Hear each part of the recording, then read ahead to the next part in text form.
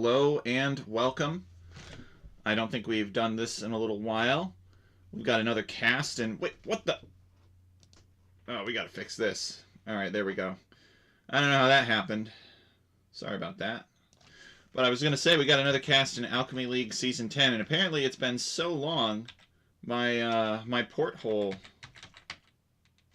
was off-centered. There we go, that should be a little bit better. Let me know if it needs adjusting, since I'm just doing it on the fly.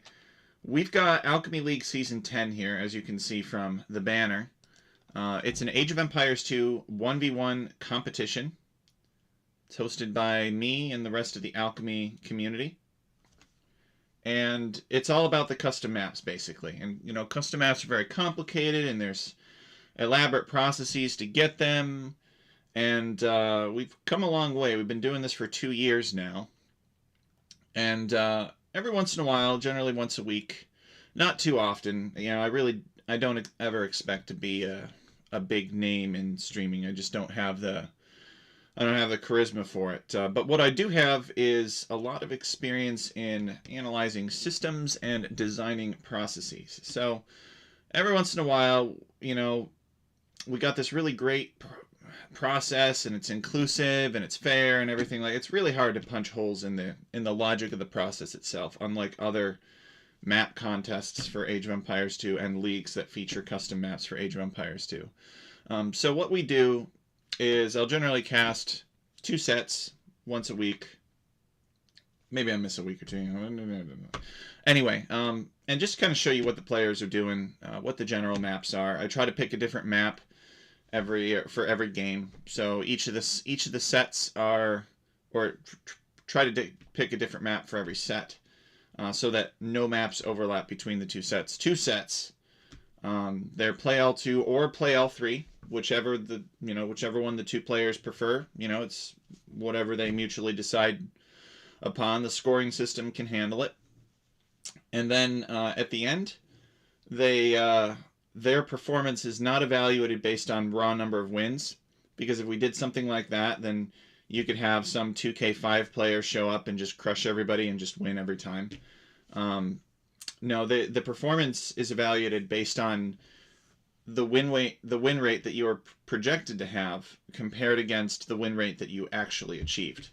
So it's about overperforming expectations and showing a unique vision for the particular maps to do better on them than, let's say, you normally would if you were purely ranked on if you were purely seated on ranked elo alone.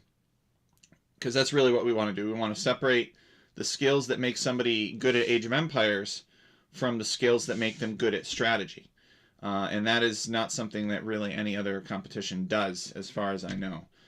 Age of Empires 2 skill is not universal strategic skill, and vice versa. So we do our best to separate that and reward the people that really take a look at these maps and see something that other people do not. Their ability to basically adapt to the maps, which is kind of like how real-life war happened, let's face it. And Age of Empires is a great game. We all love it. But that is probably one of its biggest shortcomings, is it's largely solved, especially for many of the standard maps. So anyway, there's a little bit of an introduction to our league and our system and what we're trying to achieve here. You can see I've got the web page for Season 10 up on the screen.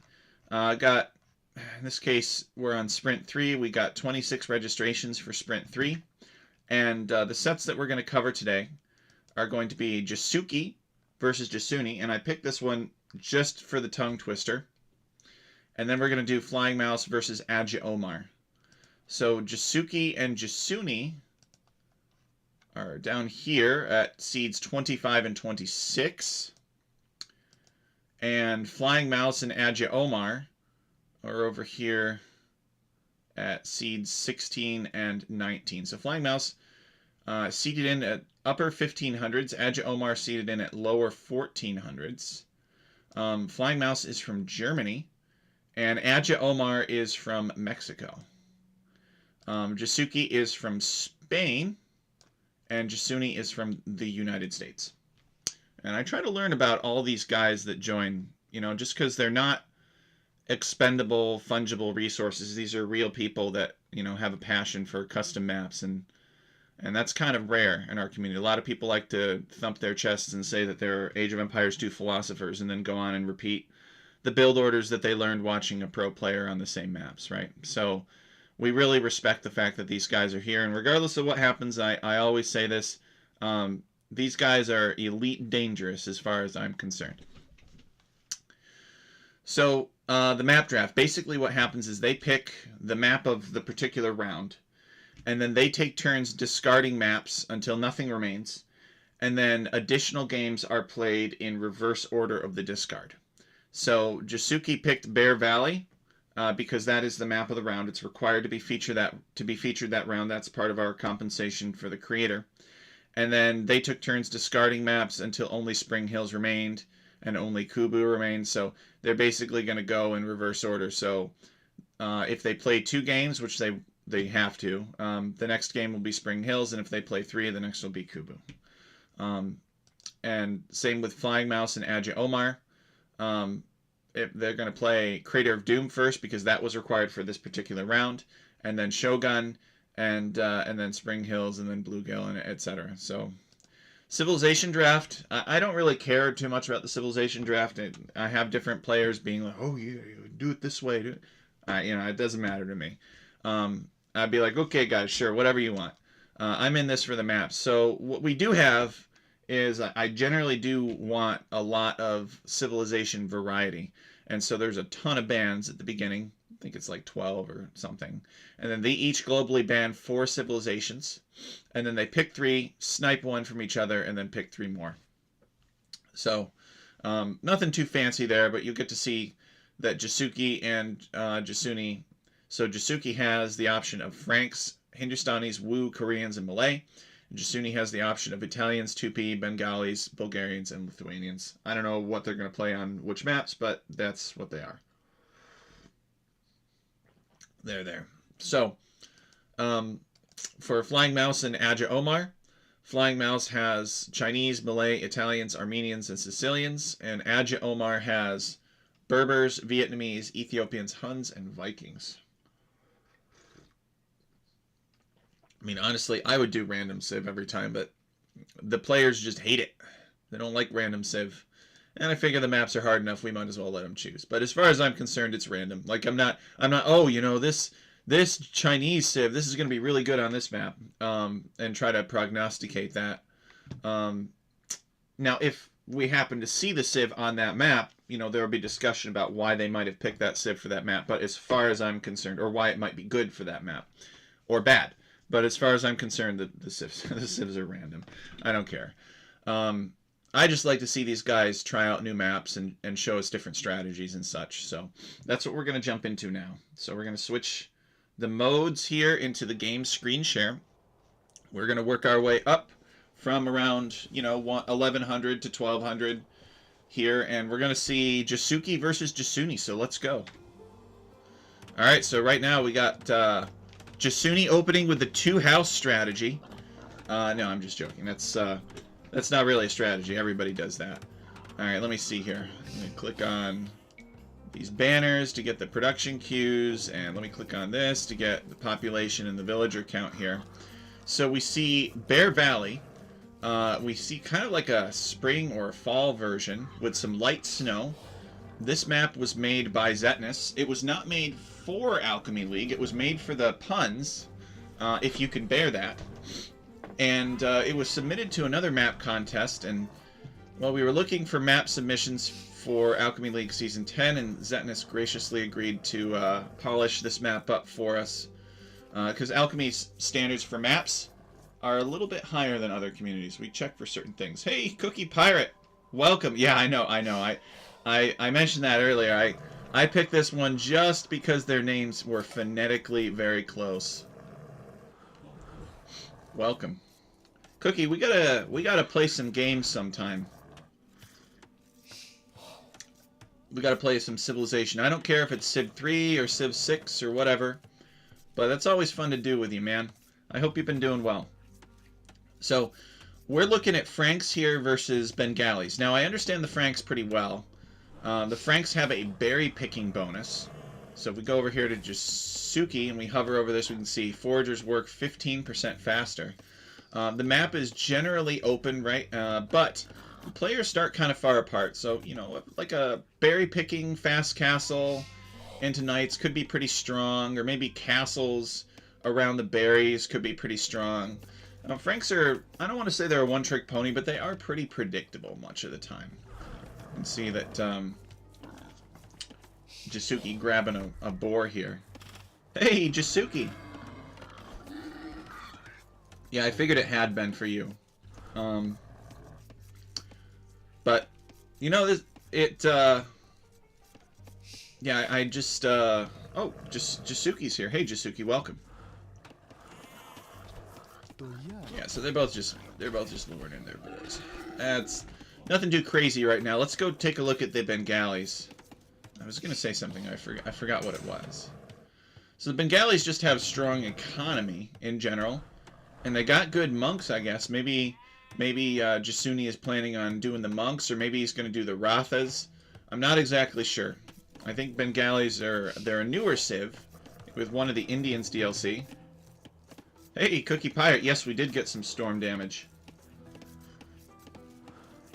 We lost power for 2 days. So this time last week, on Sunday, I was running through the woods taking a tally of all of the trees that had been blown over. And the power lines were bad. Nice Egg came in. We had something like a few dozen poles down just in my town alone. Oh no, Jasuki, oh no. Now, fortunately, these villagers are loomed. But even still, you know, these berry bushes creating a choke point. And he does manage to save this villager. And it doesn't look like this bear has aggroed yet. But it could in the middle of berry picking when you're distracted and you look over and the bear has eaten like 3 villagers. Oh, that's the worst. But yeah, they lost a bunch of poles, and power was out for 2 days. Miraculously enough, the internet was actually fine. The reason I didn't have internet was because I didn't have power. Alright, here comes the other bear. Now, polar bears don't live in environments like this. So we're just going to assume that it's a grizzly bear with snow on its back. Hi. Covering it up, making it look like a polar bear. And actually, the nature of the storm damage was such that it ripped the electrical box right off the side of my house. So luckily the neighbor came over. The neighbor is a master electrician, and he came over and I worked with him on Sunday to reinstall that box so Nice Egg could hook us up to the repaired lines. But yeah, it was quite an ordeal, and luckily I managed to capture enough rainwater to keep us in business throughout that time. But oh, this Jasuni with a dock. But yeah, it was like going back in time, 200 years, living the slow life. It was pretty wild. So Jasuni's actually going to fish this. I don't know how much. I guess there's some fish here. Actually, it does make a lot of sense. It's a bit of an investment, but if you believe that your opponent is going fast castle, then fishing could make a lot of sense here. It will delay your own castle age time, but it gives you a very strong economy bonus. We call them albino bears, exactly. Or Pizzly bears. You ever heard about Pizzly bears? It's a cross between a polar and a grizzly bear. I guess they're a real thing. I don't know if they're fertile or not. If it's one of those, like, mule kind of situations, or if they could become their own species someday. Who knows? But their territory does overlap slightly.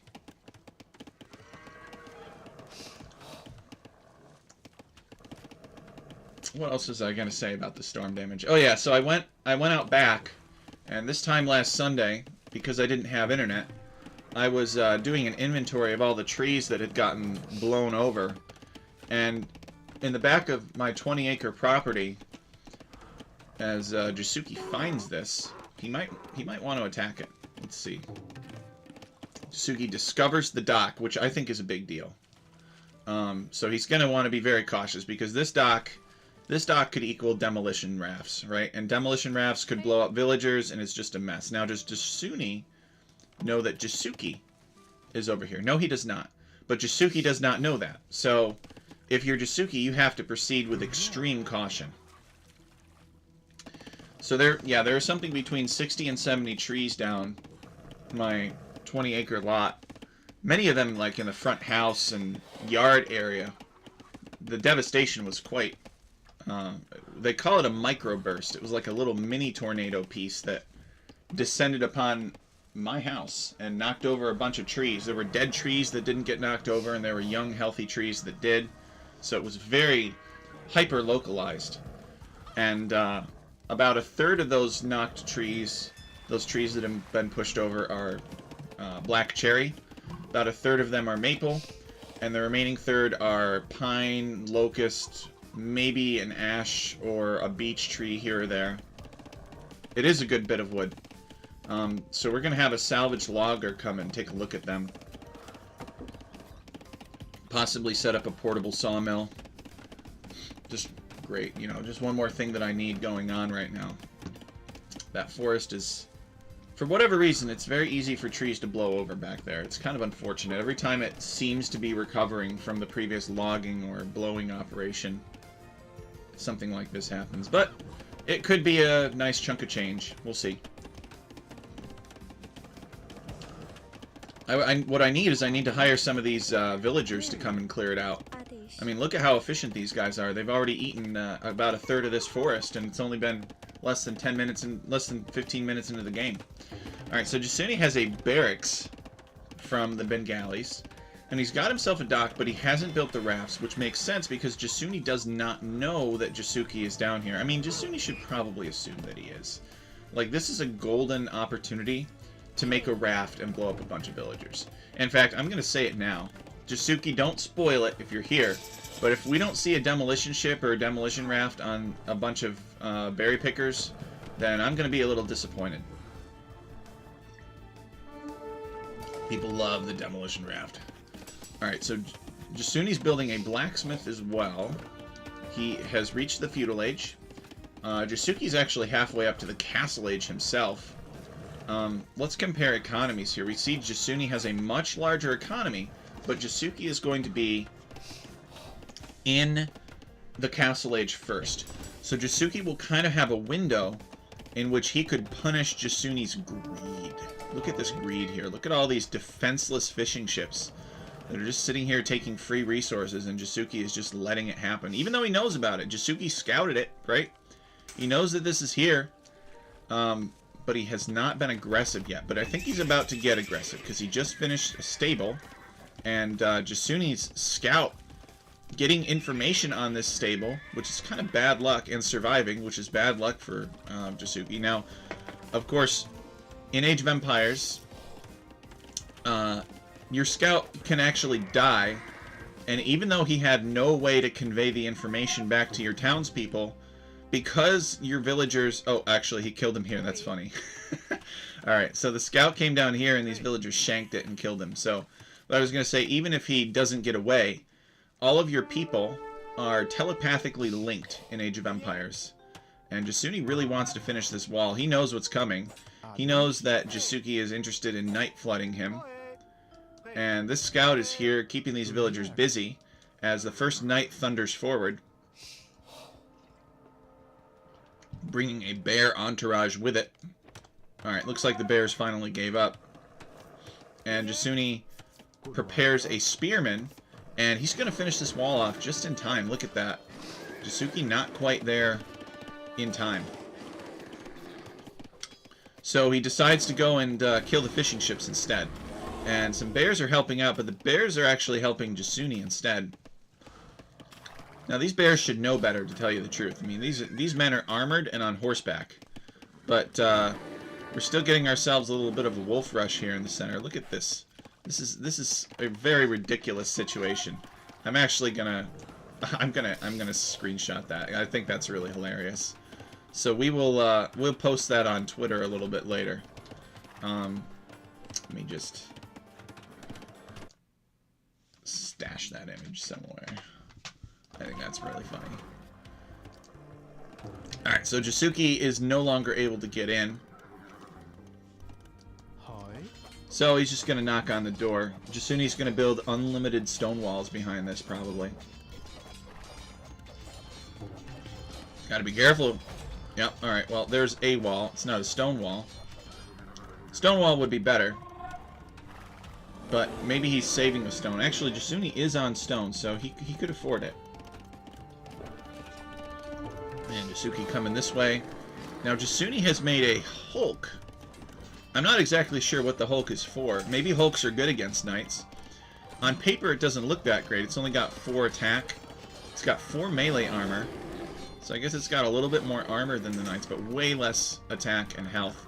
And, oh, there's an overchop. There is an overchop. Jasune is in trouble. These knights are all over his woodline.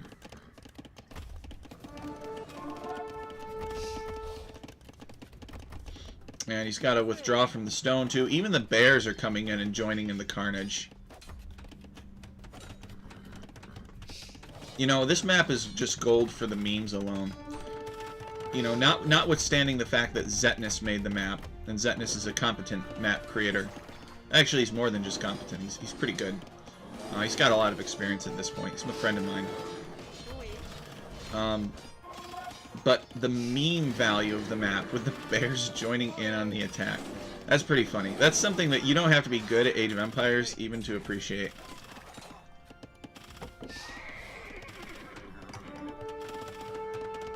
Now, this villager here is safe because he built the mining camp as a wall. Alright, but that's a pretty good raid for Jasuke. You can see right now that they are tied in villagers, and this is despite Jasune having some fishing ships. So, with this raid, Jasuke was essentially able to tie up the villager count. Now, Jasune did get enough arrows and enough pikemen and enough, I guess, villager fights here that Jasuke does decide to leave. He might be able to, like, heal up his knights or something. Or he's just decided that he wants to hit this dock. That's his next target. But he's just kind of letting this bear have its way, huh?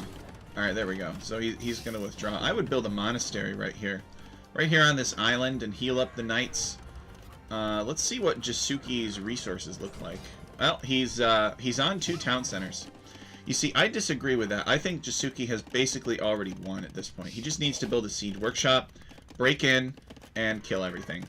But he has added another town center. I guess maybe for safety, not sure.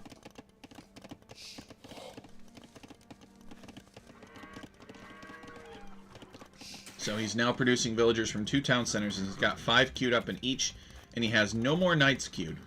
The knights have done their job. They have tied up the villager count. And Jasune is only adding his 2nd town center now. I guess if you don't count the dock as a 2nd town center, which I would not. And, alright, Jasuke trying to get in here. Jasune is repairing this house with a very weak villager. Look at this. The villager has only 2 HP.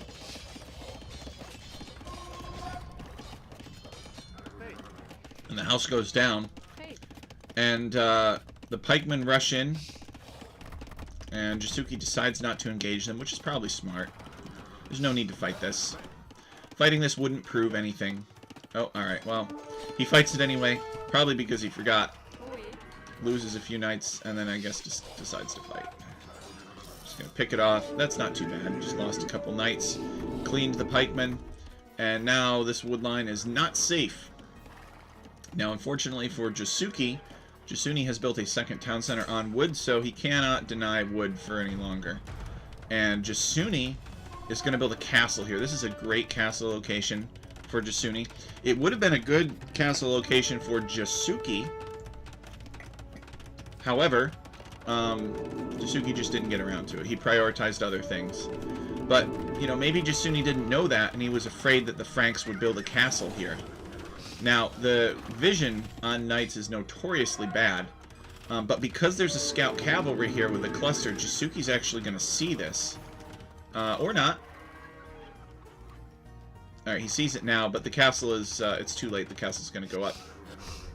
He might have been able to destroy the castle, or to deny the castle if he had seen it, but we're talking about 1100 or 1200 elo here, so, they're not necessarily going to react the quickest.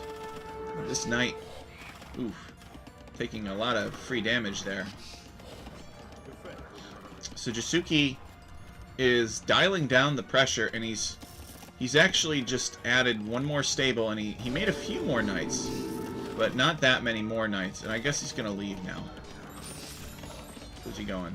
Or maybe he's trapped, and he can't leave. And these knights are pretty weak. The castle is helping out, and these knights are going to be vanquished by a combination of Rathas and pikemen. So, that's it for Jasuke's army, at least inside of Jasune's base.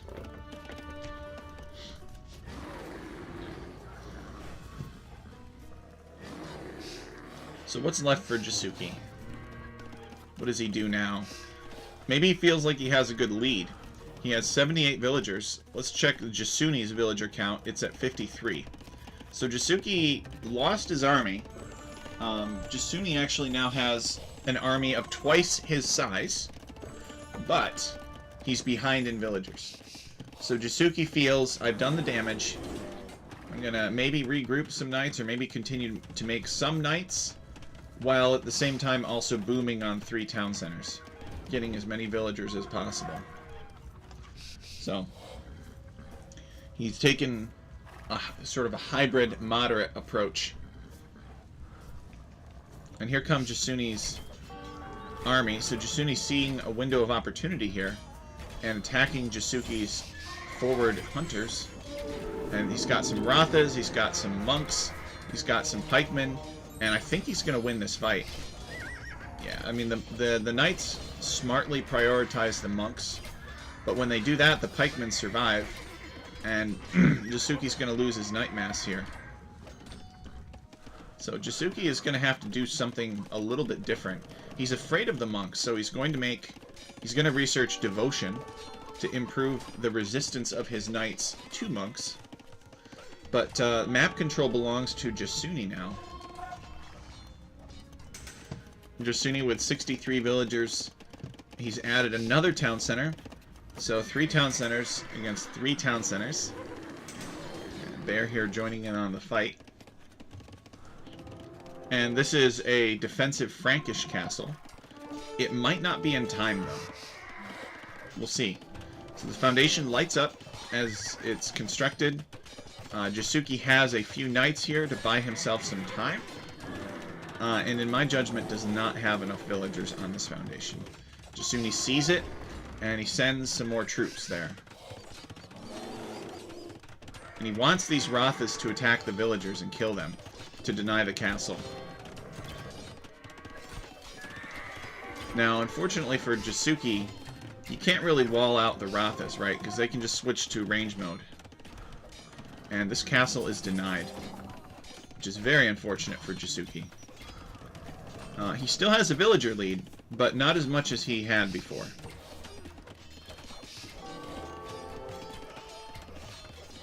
Is he going to get it up? He's got a couple villagers working over here. Jasune focusing these villagers with a ranged version of his Ratha. And he sent a single knight, maybe one that he converted, over here. He really wants to deny this castle. It's at 98%. I think it will go up, but at great cost. Essentially wiping out Jasuke's villager lead. 98% castle. Oof. Alright, here he comes. He's going to come to finish it. That will finish it, these 3 villagers. Alright, there's the castle. It has been completed. Jasune is going to have to get out of here. The aftermath is narrowed the window down to 10 villagers, basically. Jasune still has map control with these Rathas. The Rathas are fighting the knights, and it looks like the knights are going to overpower them. Remember, guys, these are Frankish knights, so they basically have bloodlines for free, and they're even more powerful in the Imperial Age. They get even more bonus health. See, it's not bloodlines. It's actually better than bloodlines. It's their own intrinsic property. So these Rathas are running through the castle, through the castle's arrow fire into Jasuke's economy. And Jasuke is just still spamming knights. I'd like to see Jasuke add a monastery. Ah, okay, here we go. So Jasuke has added a monastery, which I think is a great idea. And he could make some monks from that monastery and use them to convert the Rathas. Rathas are a castle unit, so they are inherently easy to convert. And it looks like Jasuke has also made some throwing axemen, which is another great idea. Because throwing axemen, they just eat pikemen. They just take their lunch money. Pretty powerful. I don't know how good they are against Rathas. I guess we're going to find out. Doesn't look like they're that great, but if there are enough of them, they're cheap and fast. They could be powerful.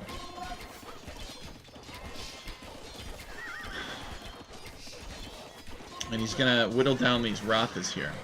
Let's take a look at the villager count. It's now nearly tied. Jasuni is catching up in villagers. I don't know if it's because he's killing Jasuke's villagers. I guess there are a few villagers going down here. But I think it's mainly because Jasuni has good macro behind this. I think Jasuni could actually be a very good player. Perhaps one of the best in the league, if he were more experienced with how the game works.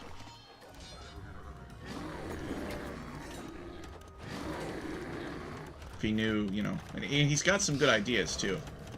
But it doesn't seem like Jasuni really bothers to learn build orders or anything like that. He can't be bothered with it, which is kind of cute in a way.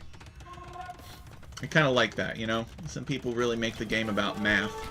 And, you know, it is. Math definitely makes a big difference.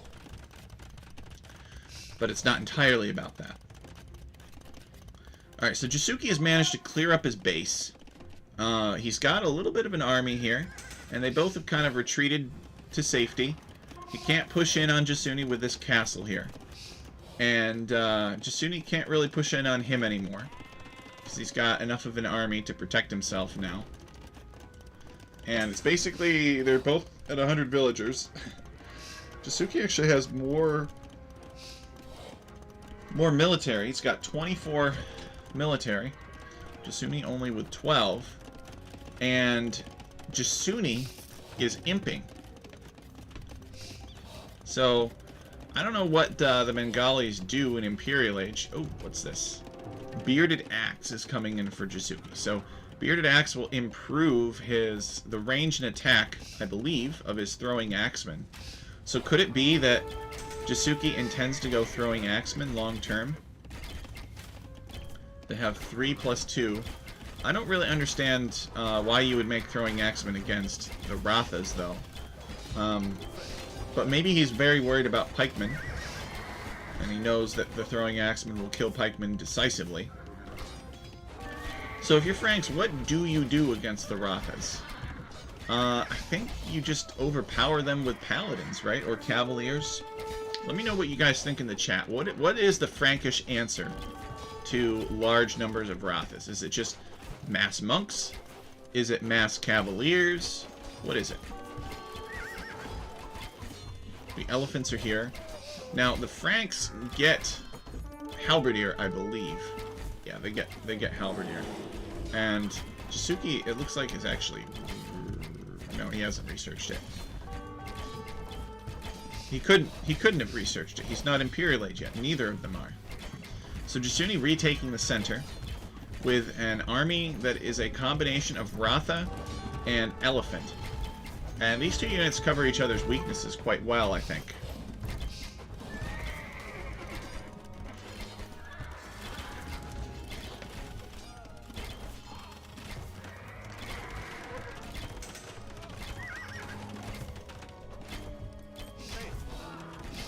Alright, another castle for Jasuke. This is kind of the power of the Franks right here. Franks have cheaper castles, so for the same amount of stone, you tend to see them make more castles, and castles are powerful buildings. These units are fighting underneath the castle, which is never ideal. Now that Jasuni is in Imperial Age, he should pull back. There's not really any reason to fight here. And maybe get some siege engines cooking. See if we can figure out what Jasuni is doing. Alright, he's got a forward siege workshop. All right, he's actually going to go elephants. He's making armored elephant. And he might be making a... Yeah, he's making a trebuchet as well, and some Rathas. And Jasuki, meanwhile, is finishing this castle with a single 4 HP villager. Now, I don't know if Jasuki got murder holes or not. Doesn't look like it. But these units are in on his economy. Okay, he's garrisoning his town center now. And the town center dumps some arrows into these battle elephants. Not that the battle elephants care very much, but every little bit helps. And Jasuki adding more barracks now. And Jasuki is investing in pikemen. He's probably going to get halberdier. Yeah, he just got halberdier and scorpion. So these are good counter units. They might not be in time, though. Jasuki's villager count has dropped to 86, 14 of which are idle. Jasuki has the momentum. The trebuchet is working on the castle. Jasuki was never able to finish this castle, which is rather unfortunate, because it could have bought him some more time. Hey, the otter one is here. He says, I feel like every time you cast, it's either Jasuki or Jasuki. Well, I mean, they do sound similar. They do sound similar. And that's why I picked this set. Was because as a fluent English speaker, if anybody's going to cover this set, it should be me. I shouldn't have to depend on Hyder to cover. Although Hyder has actually pretty good English for being an Italian guy. You know, he's not really... Hyder's not really thickly accented. You can understand him pretty well when he casts in English. Welcome, Otter. So we're just talking about Jasuki being frank, sort of on the back foot. Not really having developed a good answer. And, you know, he had a very good attack on Jasuki earlier, but Jasuki managed to rally. And I think Jasuki regrets booming a little bit. I could be mistaken. We can ask him a little bit. He is in the chat, or he was. You know, if he were to play the game again, how he would do it differently. But, you know, there was a window here where Jasuki was, like, running around with knights in Jasuki's base, and Jasuki had nothing. And I thought for sure that Jasuki would come down here and like build a seed workshop, build a monastery so he could heal his boys, keep pumping out knights. But instead, he took his foot off the gas and he built 2 town centers. And now we're seeing what happens when you do that. Jasuki showing that he can rally, right? He can come back and he can be a cockroach. He can withstand the pressure and survive. Okay, this castle could buy Jasuki some time.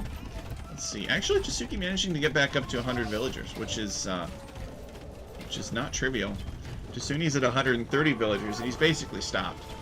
I don't think he's going to make any more villagers. You know, what's even better is that both of these guys are random map creators within our community. They're both very good. They're good in different ways, I'd say. Jasuki is very good at... what's the word I want? He's very good at conductive reasoning, inductive reasoning, perhaps. And Jasuki is very good at deductive reasoning. Maybe that's the comparison. No, I know what I want to say. I want to say that Jasuki is a genius at convergent reasoning, and Jasuki is a genius at divergent reasoning. And the result of that is that Jasuki is very... It's very easy to work with Jasuki for, like, going through alchemy processes and logic and, like, okay, these are the different steps and everything. Whereas Jasuki is extremely creative. And they're both really smart. I mean, it's great to work with both. Jasuki is really, really smart, and Jasuki is really creative. That's kind of the difference between the two. Jasuki is responsible for a lot of really creative stuff that we've seen in Alchemy League.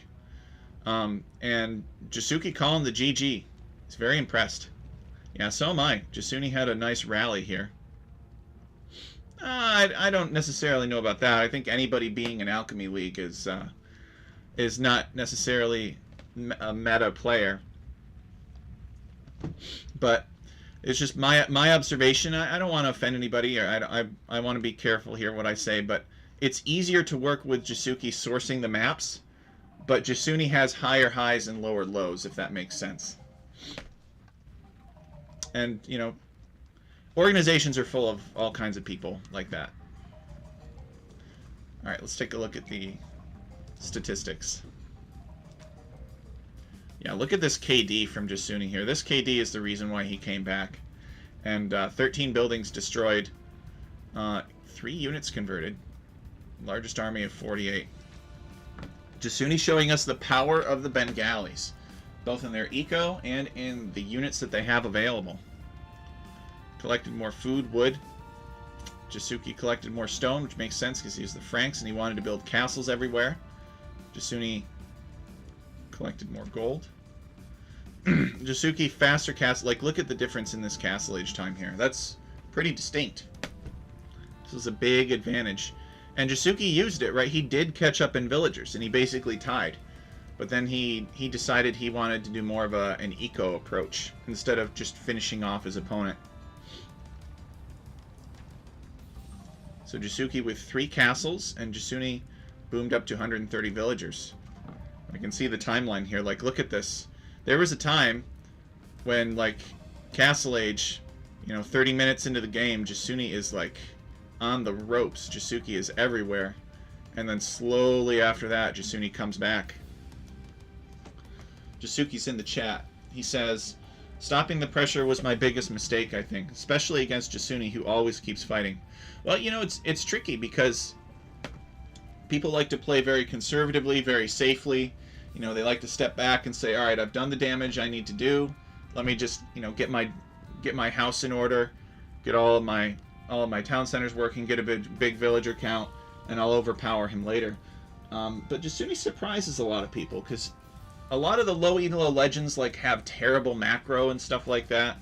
But Jasuni's a low elo legend because he just likes to have fun, not because he pays attention to build orders or is particularly in the know about like the latest meta strategies or something like that. And so I think that's the reason why Jasuni surprises a lot of people in Alchemy League.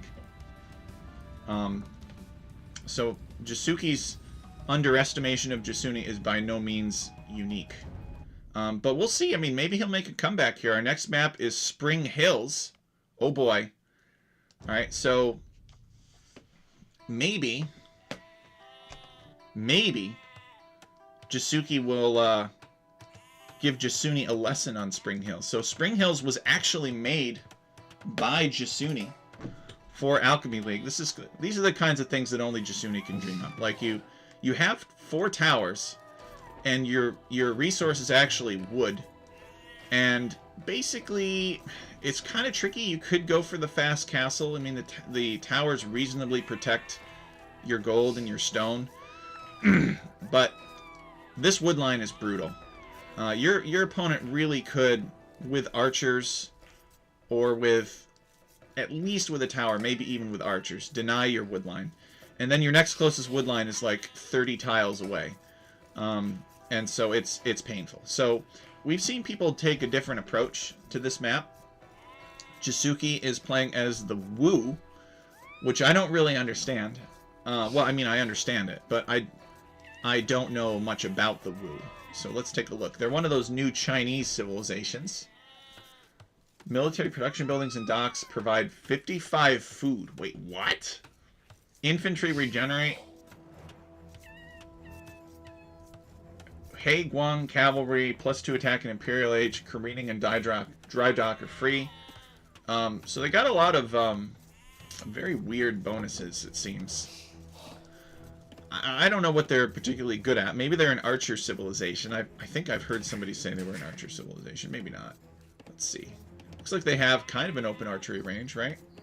Looks like they got some infantry bonuses. So maybe they're kind of like an infantry and sort of an archer civ. Not sure.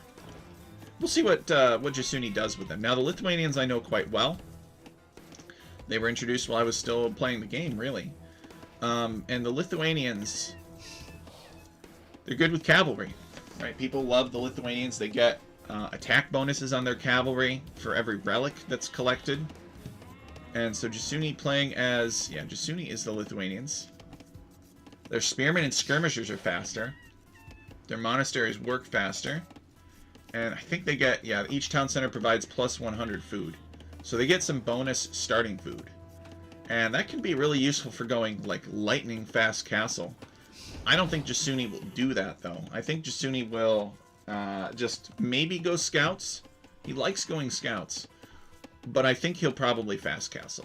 We'll see. Could be wrong. Actually, you know what? We could just look at his build and see what he's doing here. He's got 4 on wood. If you count the villager that's building the house as... Oh, I don't know. He's intentionally confusing me here. I think he's going fast castle, though. Cookie Pirate says the Lithuanians are his favorite civ when DE first came out. Yep, I agree. Well, I mean, I know that he really liked them. They weren't my favorite civ when DE first came out, but I understand what Cookie Pirate is saying. And I can verify it, because I was there. He's not just saying that. He's not just saying it. He actually really did like the Lithuanians when DE first came out. Not that there's really any reason, like, why would somebody lie about that? Like, but, no, I remember back in the day, Cookie Pirate and I playing Age of Empires 2. Alright, Jasuki pushing some deer in. This would imply fast castle, right? If you value the food more than the exploration, pushing deer makes a lot of sense. I mean, it could be related to like a 19 pop scouts build, but I doubt it. Let's check his food. Nah, he doesn't have the food to click up to feudal age. They're both going fast castle. So both players feel like the cost benefit of fast castle doesn't pay off. Which actually, you know, on this map, I think feudal age could work on this map, feudal age aggression, because they're actually pretty close.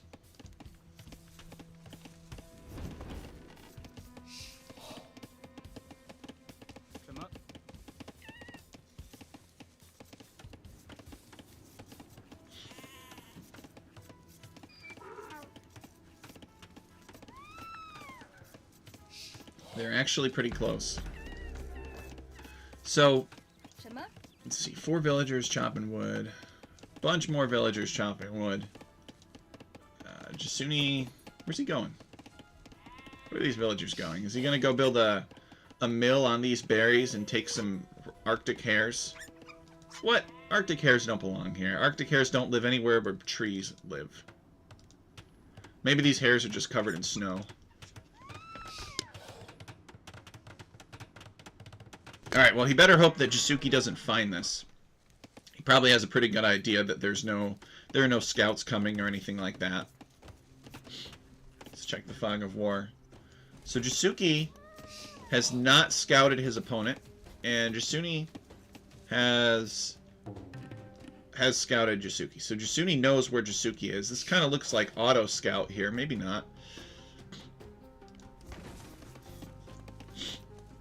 So the players are just fast castling. Nothing too dramatic here.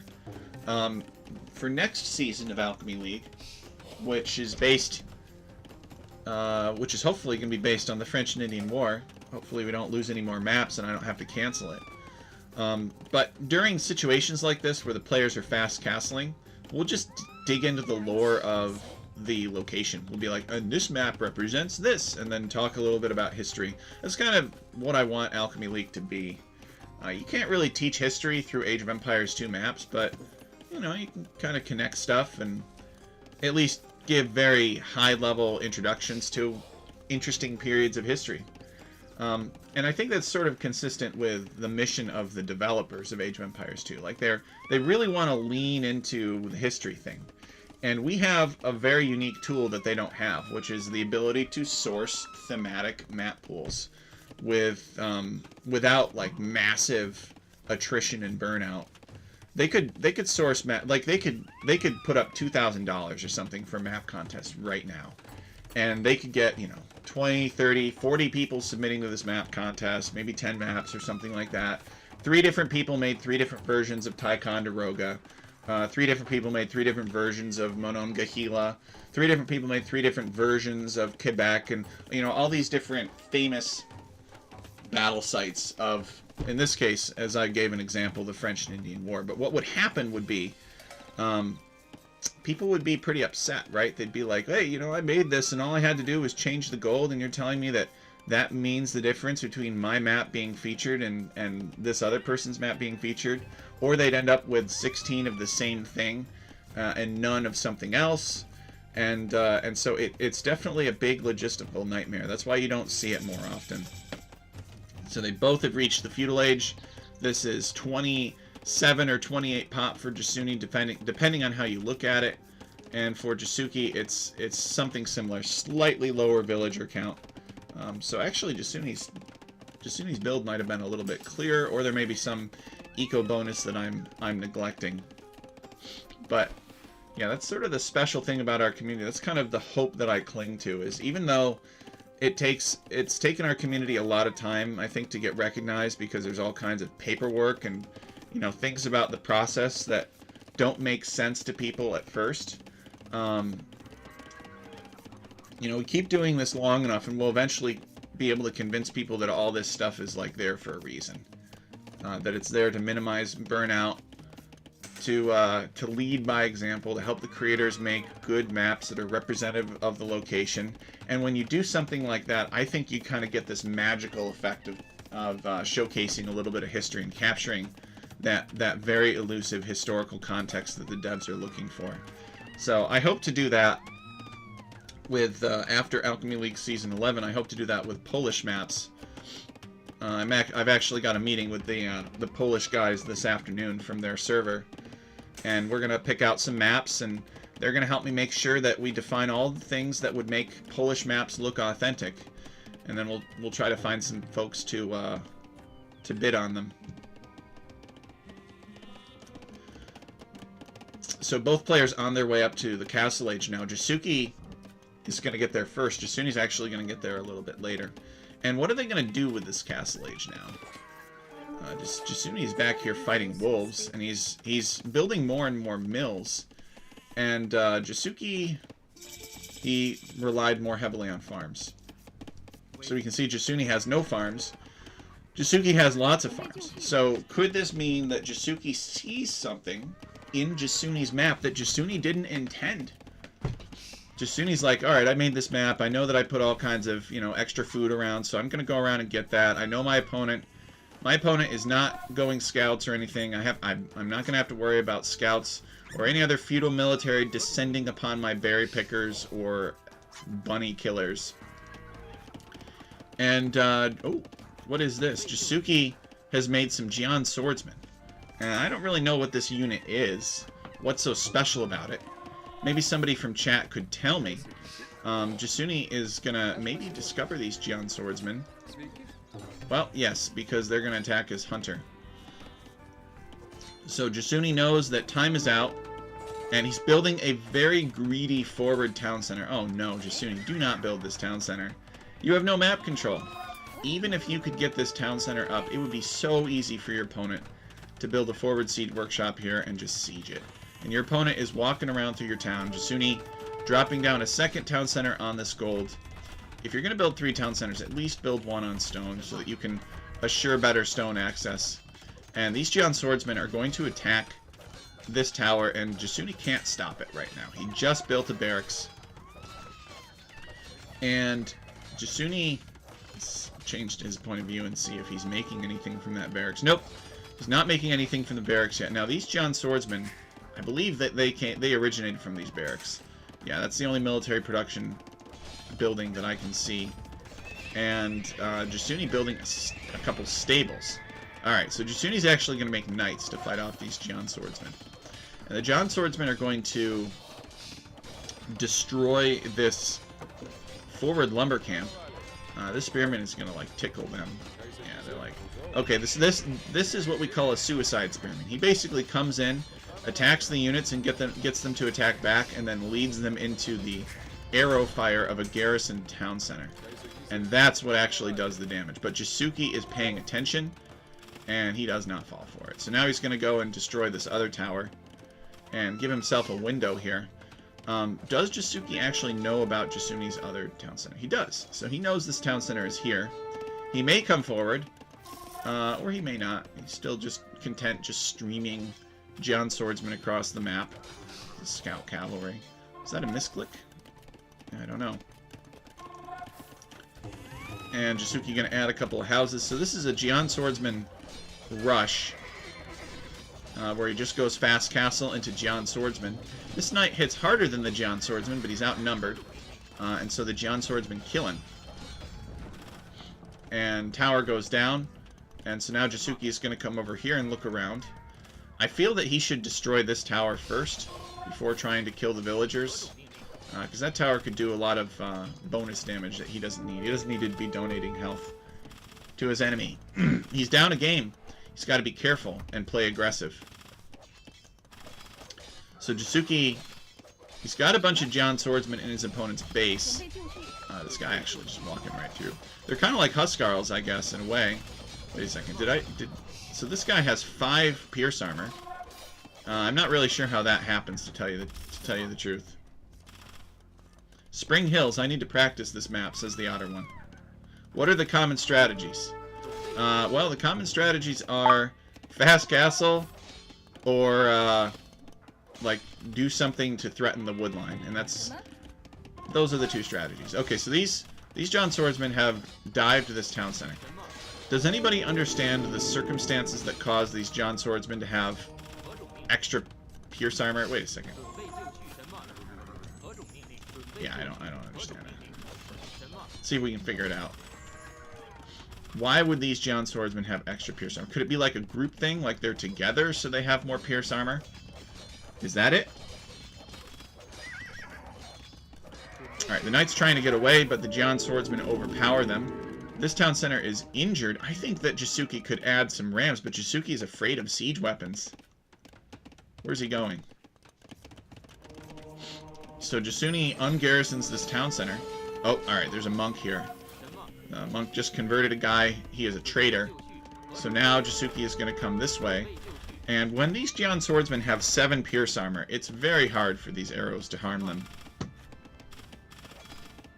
The unit pierce armor. But I saw some at +2. Yeah, see, look at this. 2 + 2. They get more attack, but less armor once the shield is broken. Oh, alright. So, you break their shield, and they take the broken fragments of the shield and wield it as a second weapon, increasing their attack.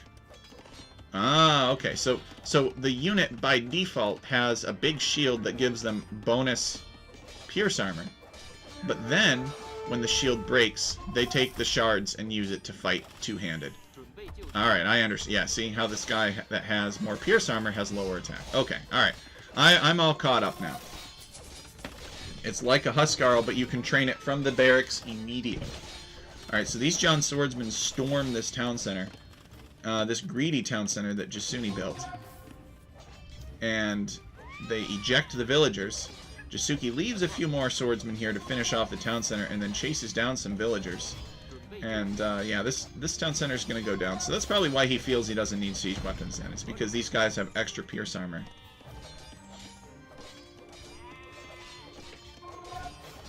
So the Otter one says there is no second weapon. But it's easier to wield a sword when you're not holding a shield. It becomes faster and more attack and less... Oh, okay. Alright. So he doesn't salvage any useful weapons from the broken shield. He just uses his free hand that he now has to wield the sword with more force and vigor. And therefore do more damage. Okay, alright. That makes sense. Why isn't every swordsman in AoE 2 like that? You know, I always thought it was the weirdest thing in the Age of Kings when you had a long swordsman go from being like having a shield in one hand, and then he becomes a two-handed swordsman when you upgrade him in the Imperial Age.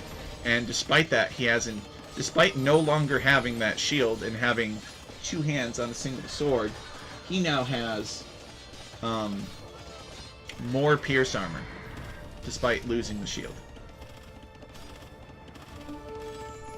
It's more like you hurt him, and he's like, this wasn't even my final form, and throws his shield away.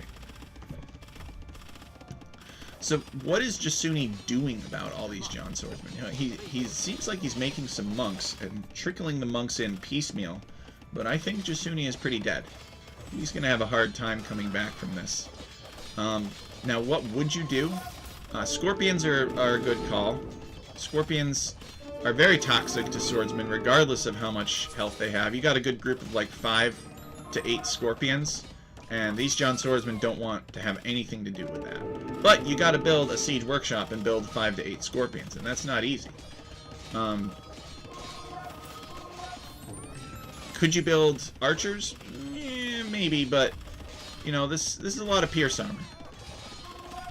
So how much damage? I guess they just have to take a quarter of their health and damage or something, and then they change. That's how it looked. I just saw one change before my very eyes. So it's not like a conic that gets killed and rises back up as something. We haven't seen that at all. I mean, look at all this. Jasuni's like, well, I lost this town center. I better build some more farms. Yeah, he's kind of stuck. I don't think he really knows what to do. But he should delete these farms and make a siege workshop instead.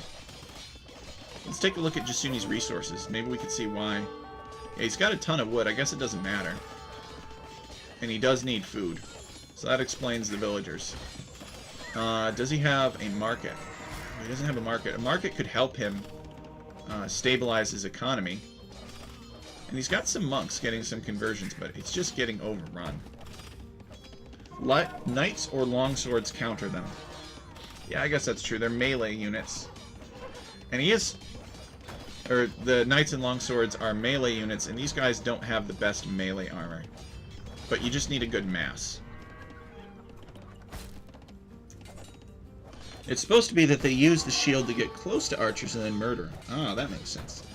So they are an evolution of the Huskarl, where the Huskarl carries that shield around all the time like a dope.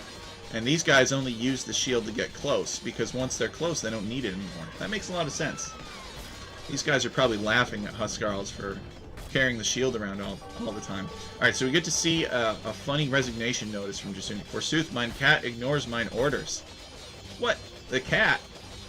Oh, I bet the cat messed things up for Jasuni. That makes sense. So that's one of the fun things about beating Jasuni, is if you beat him, he'll make up some AI Sandy Peterson style excuse, and you get to see what it is. And there's the satisfaction of revenge, considering that Jasuni won the previous game. Alright, so Jasuki has tied it up, and they are now 1-1, and we're gonna cast the final game. So let's take a look at the statistics first. So Jasuki with the 2-to-1 kill to death ratio now. Slightly less than that, but you get the idea. It's pretty good. Destroyed 14 buildings, lost none. Largest army of 32. Jasuki more food, Jasuni more wood. Jasuki more gold collected by a lot.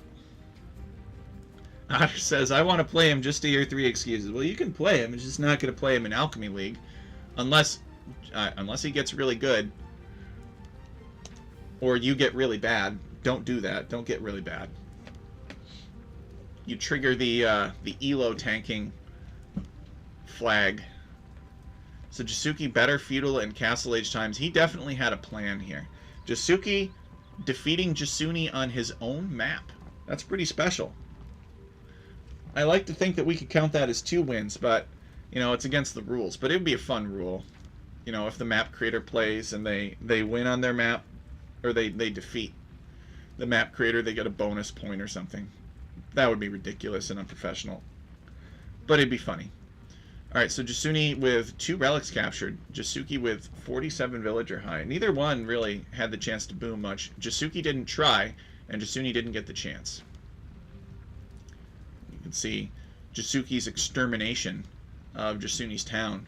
Especially right here, he got a good raid in, or destroyed some town centers. Jasuni just didn't really take those swordsmen seriously enough, early enough. Alright, third game is on Kubu. this is going to determine who wins the set, Jisuke or Jisuni. Kubu is a map made by Superhero 55. I helped Superhero with some of the randomizations, like player support, so that this map could make the cut and make it into Alchemy League.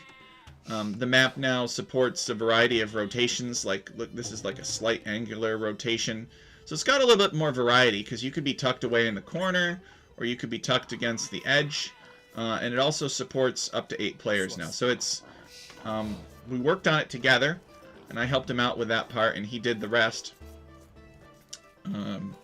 And I think the map worked out pretty well. It caught some attention from some other people, even, which is good. Alright, so we see Jisuni is the Gray Bulgarians, and Jisuke is the Cyan Malay. Now, the Cyan part doesn't scare me, but I think everybody's afraid of having the Malay as an opponent. Uh-oh, Jisuke forgetting to feed the sheep in there. Moves the sheep in one at a time. Here comes the Lumberjack. The reason that Malay are so scary is because they advance to the next stage more quickly. So even if you get to the next stage before they do, they could cancel a bunch of villagers and just click up, and all they got to do is like buy, you know, a minute or so, and they're basically nullifying your age up. Or they have a great build order and they actually can afford to click up a few villagers later, and their economy is just better because they are spending less time advancing, so they don't need to start as soon, so they can make a couple of bonus villagers in that time. So Malay pretty scary. Bulgarians are also pretty scary on this map. Jisuni could totally do some kind of creepost creep, and it could work pretty well here, considering that Jisuke's stone is very forward. So if Jisuni dropped a creepost on this hill over this stone, oof, that would be brutal. Now they are on a 3 woodline version of Kubu. It can have 3 or 4 woodlines. So we've seen some more crowded versions of Kubu, but this one's got the 3 woodlines, so it's also lending itself to more aggression.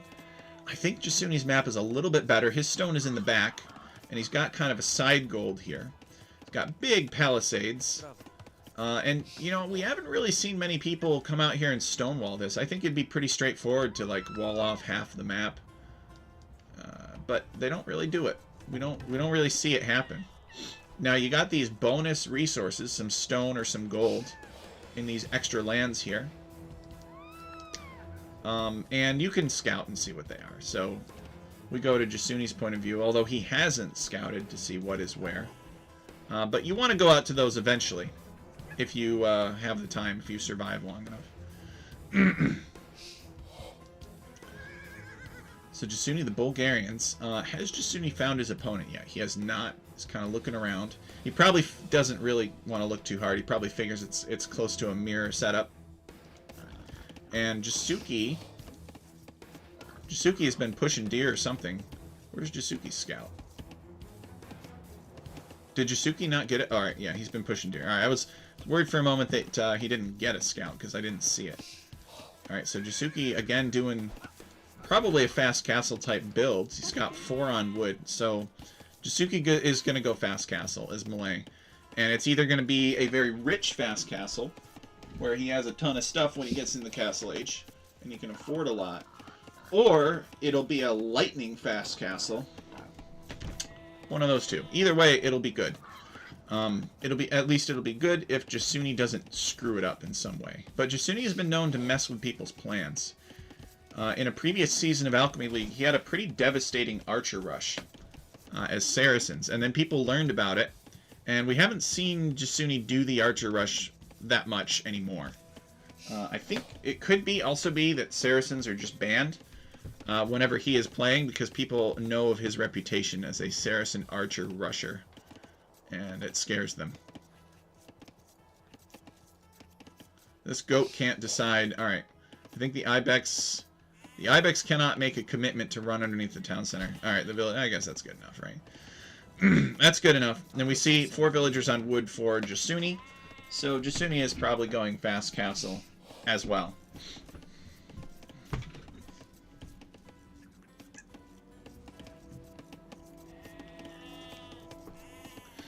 So did I mention that Superhero 55 made this map? And this is actually the 4th iteration of it. You had some other previous iterations, and we just went in and ripped up the code that was placing the players. And you know, it's tricky to get these lands to spawn here in kind of exactly symmetric locations. And they are actually designed to avoid the edge of the map by at least 1 tile. So these are never going to intersect the edge of the map, at least in 1v1. And that's another improvement. Or not necessarily improvement, but it was a requirement, because once you start rotating these lands actually can get pretty close to the edge. And so you need to introduce that control. Alright, another lumber camp here for Jasuni. Jasuni should be on his... Yeah, Jasuni's on his way up to the feudal age now. He just clicked. I don't know if he's got enough on food. Where are these villagers going? Actually, they're not lumber camp building villagers. Are they gonna harvest these hares?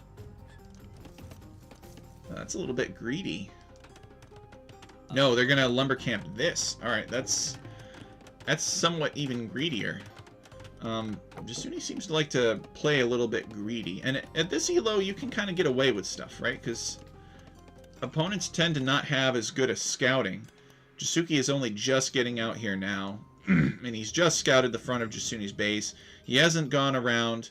Like, if this were a 2K match, these guys would have, like, patrolled the entire perimeter and, like, tried to figure out exactly what resources were where. Like, if this were Oladushek, you can bet that he'd be trying to figure out exactly where the forward stones or the forward golds were for the potential to deny them.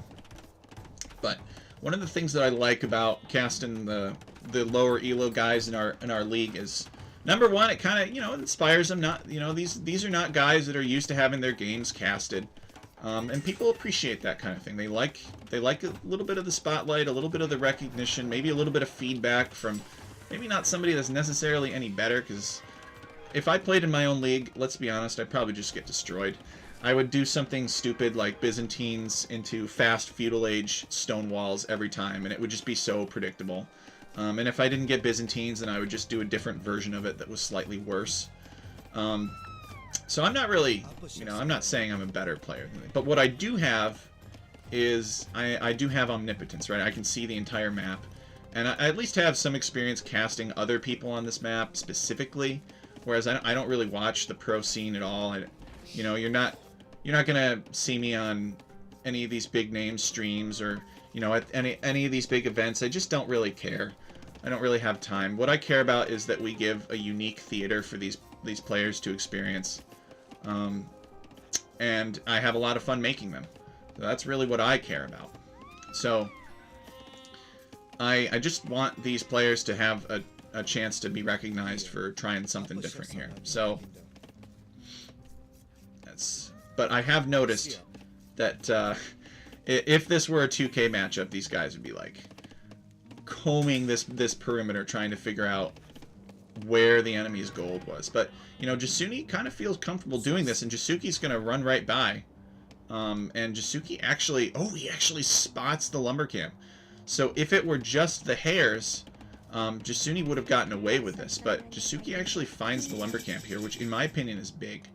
He could come out here with archers if he wanted to and do some serious damage. Now, there might be too much inertia. You know, he's already built a blacksmith on market, Jasuki has. And he's queued up a couple more villagers. And Jasuki has not gone outside for any bonus food or anything like that. So, I think he's going to be a little bit delayed here. He's already... Oh, wait, no, never mind. He's already castle age, so he doesn't care. He doesn't care about having any extra food or anything like that. He's just going to build his castle. Maybe make some karambits, or spambits, I call them. And come in here and harass this wood line. He should totally do that. Now, Jasuni should know that this is stone here. Yeah, he knows. He knows it's stone and he wants it. He wants to unlock it, even though he's got perfectly good stone here. So it's kind of risky. In my opinion, a little too early for this sort of thing. But that's okay. That's what makes the game interesting.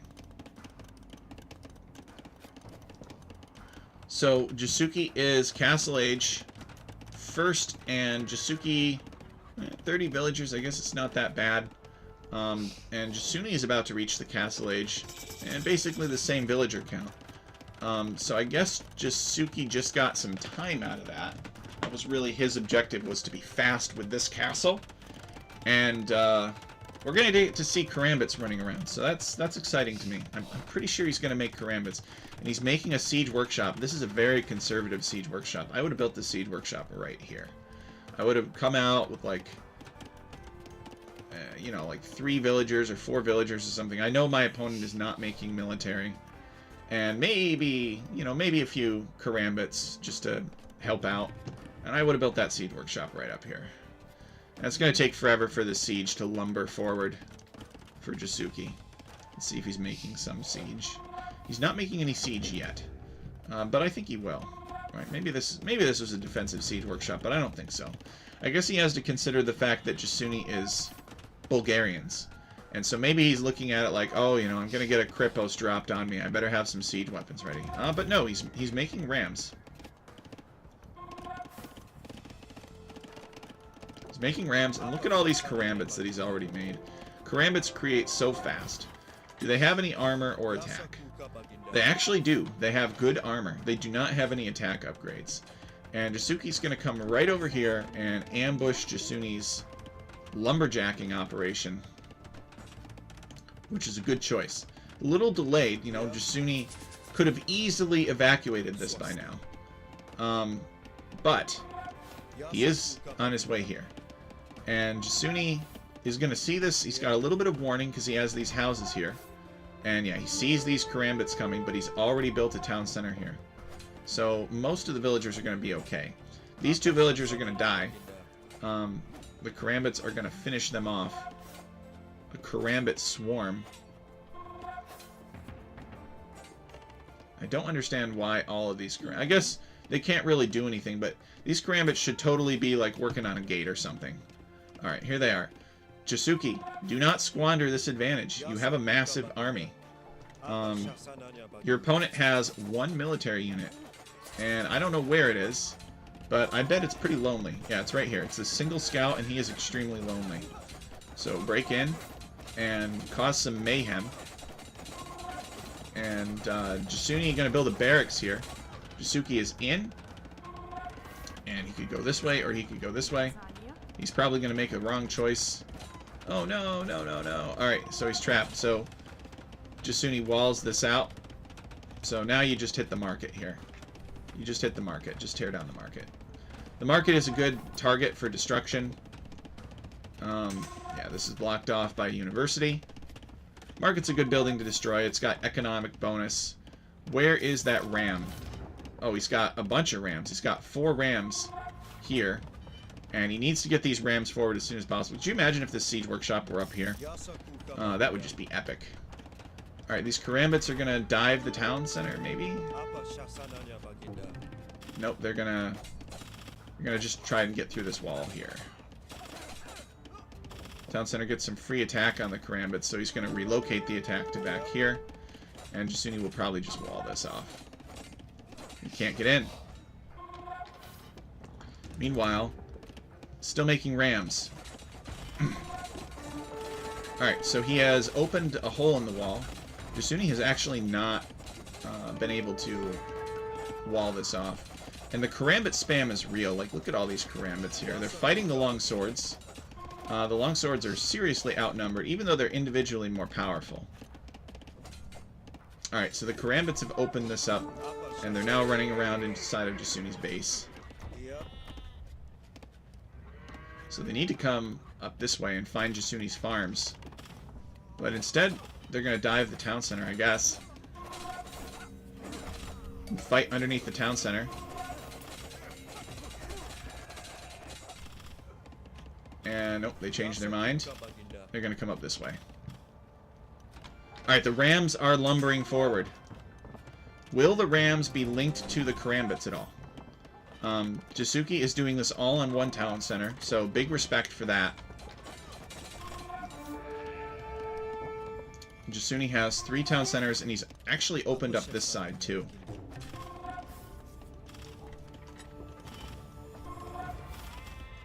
And the Karambits coming around. Maybe they're gonna... Oh, they're gonna destroy the house. So they've taken Jasuni off of these farms and off of this wood line. And we can see that Jasuni is opening up a villager lead. It's 40 military for Jasuki and 2 military for Jasuni, but Jasuni has far more villagers than Jasuki does. Yeah, Jasuki just needs to destroy town centers with these rams, but he's going for this town center. I would go for this town center if I were him. Alright, but he is starting to regroup. He's got a ton of rams here. So there's just so many rams. This is actually still quite existential for Jasuni. These rams could easily bulldoze his entire town. So Jasuki has some Karambits here. And the Karambits actually are fighting off the longswords, which is good. And this is the fight that Jasuki needs, really. He needs these Karambits to be fighting alongside these rams and just tear down the town center. Rams are working to get into position. Alright, here we go. And this is a great attack from Jasuki. He's going to clear out Jasuni's original base.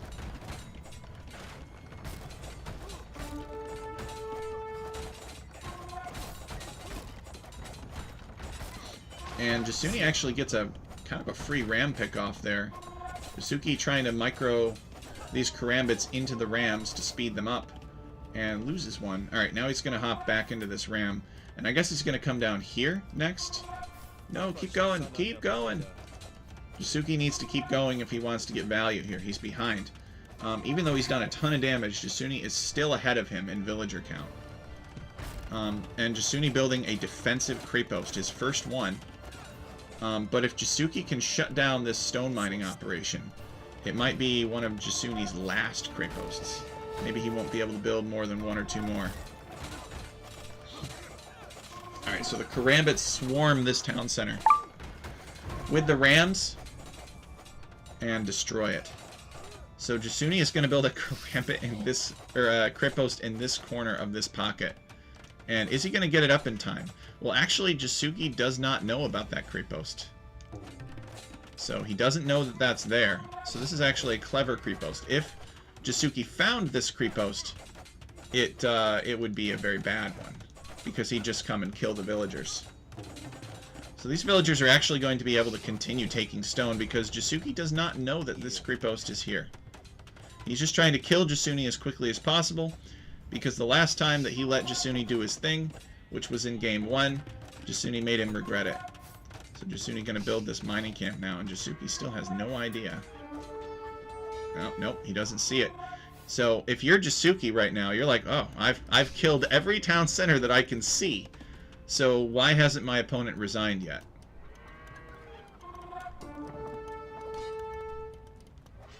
And Jasuki never finds this. No. It's completely mysterious. Jasuni picking a fight here, but he's heavily outnumbered. So is Jasuki going to add some more town centers? It looks like he does. And in this case, I think it's a good choice. So I added one other town center here. He's going to chisel his way through and get some bonus gold. Which I think he kind of needs, because he's... Well, actually, he's got some more over here. And he's continuously making Karambits. And he might have a theory that there's some stuff up here. But he just doesn't really know for sure what Jasuni is doing and where. And this is a little bit of divide and conquer here. Jasuki splitting off one of the rams. It ejects its Karambits. And so now Jasuki is just going to destroy these houses. Jasuki just does not know where Jasuni is. I guess he sees maybe some farms here, but I'm not sure if that's a spectator bug. I don't think he can see these. He sees some more swordsmen come from that direction. So maybe he's thinking that his opponent built over here now.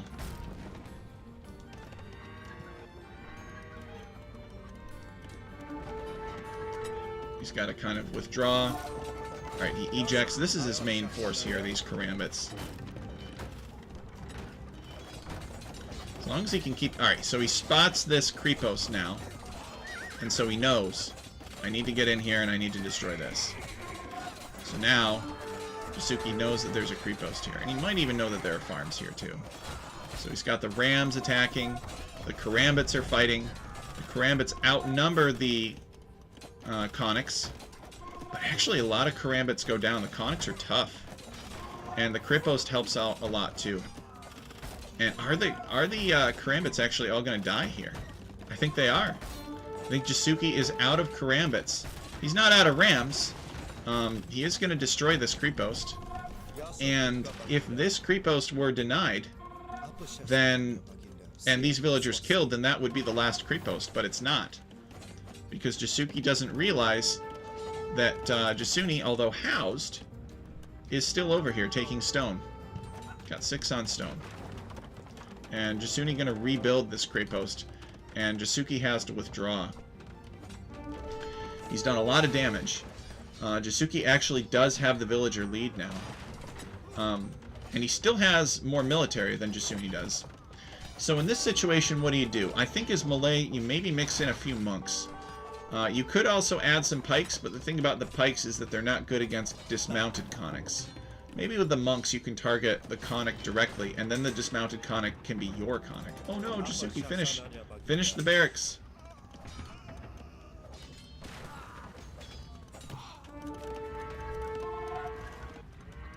Alright, he's going to come in here and finish it. It's a good finishing move for Jisuke. Jasuni definitely exploiting the natural boundaries, the barriers of this map. You know, this big old pocket of wood here is keeping these gold miners safe. Jasuni going to rebuild his mill here on these farms. And he's got conics now. And Jasuni has taken the score lead, which Jisuke is probably a little concerned about. Jisuke's added another town center here. He's taking gold.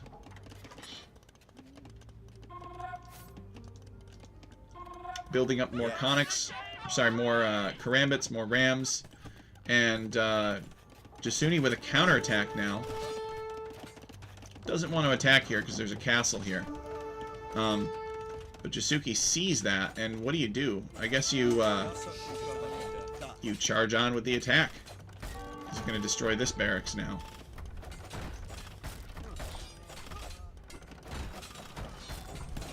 So this barracks goes down, and here he is charging the base of this Kripost again. And now he knows that there's a town center here. So he knows about this. He still does not know that Jasuni is taking stone here.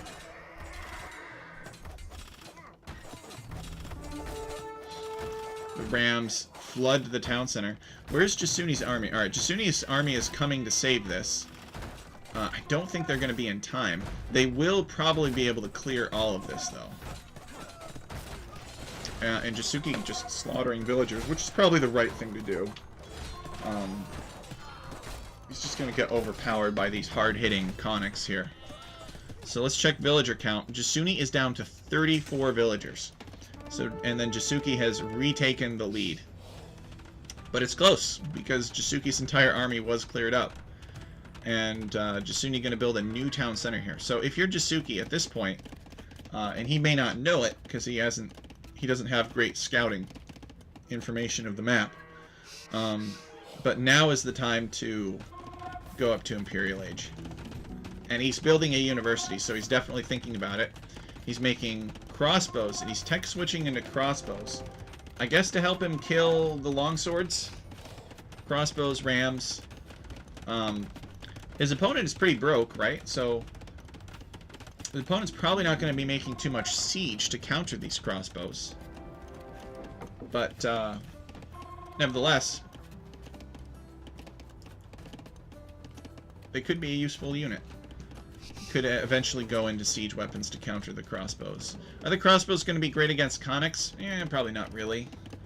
Conics are basically knights.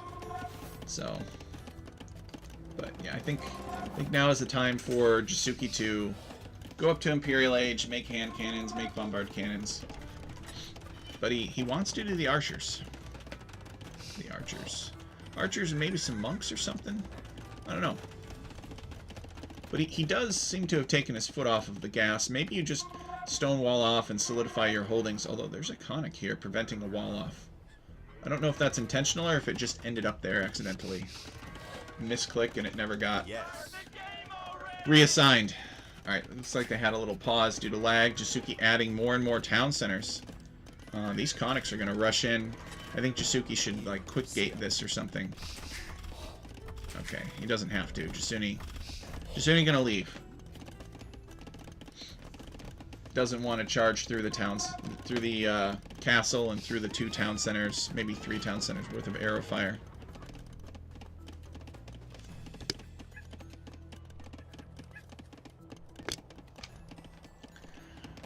Alright, so we kind of got ourselves a little Cold War here. Jasuni actually going up to the Imperial Age first. That could be dangerous for Jasuki.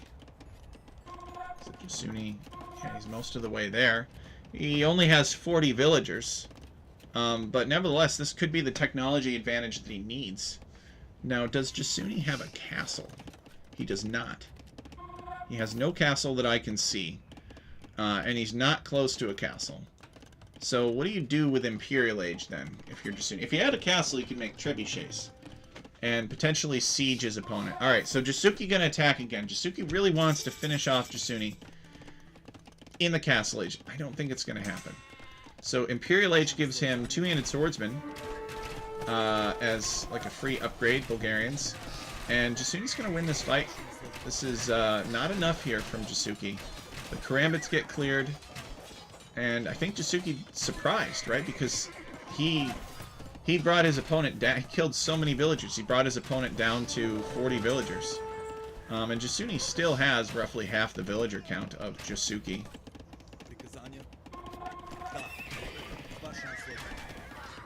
But yeah, he discovers his opponent actually has a lot more military than he expected.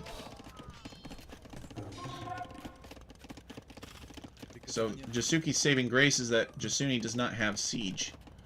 I don't even think Jasuni has a siege workshop. He'll have to build one.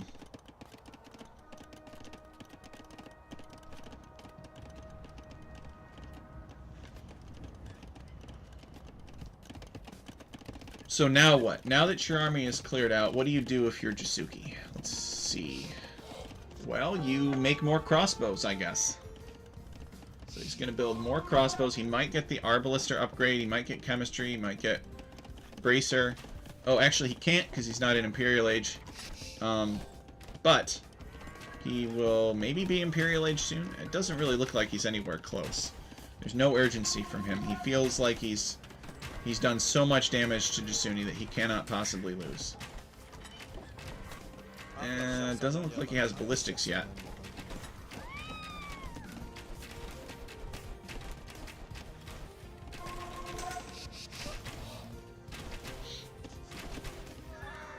Alright, so that kind of does go down after sustained arrow fire. But yeah, I really think Jasuki needs to get up to Imp as soon as possible. He needs Halberdier, I think, to deal. He needs the technology to be able to deal with this, and he doesn't have it. Jasuki already has the infantry armor upgrade. Looks like he's got the cavalry armor upgrade. So Jasuni, he may not have the most villagers, but he's got a lot of good stuff. He's getting Blast Furnace now, and he's working his way back up to now 60 villagers. Jasuki is at 94, so he's definitely behind in villager count.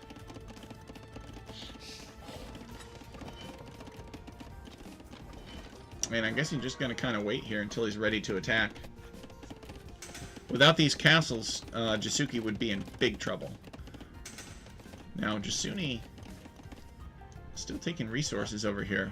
He's actually built a town center now, and he's getting relics. And Jasuki does not know about it. Yeah, he doesn't know about it. He thinks that Jasuni is entirely up here.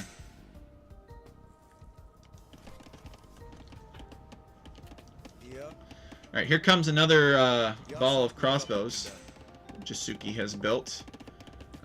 He needs to pull these back. These are not going to do anything against Imperial Age conics. Okay, he pulls them back. And Jasuni retreating too, because he doesn't want to dive the castle.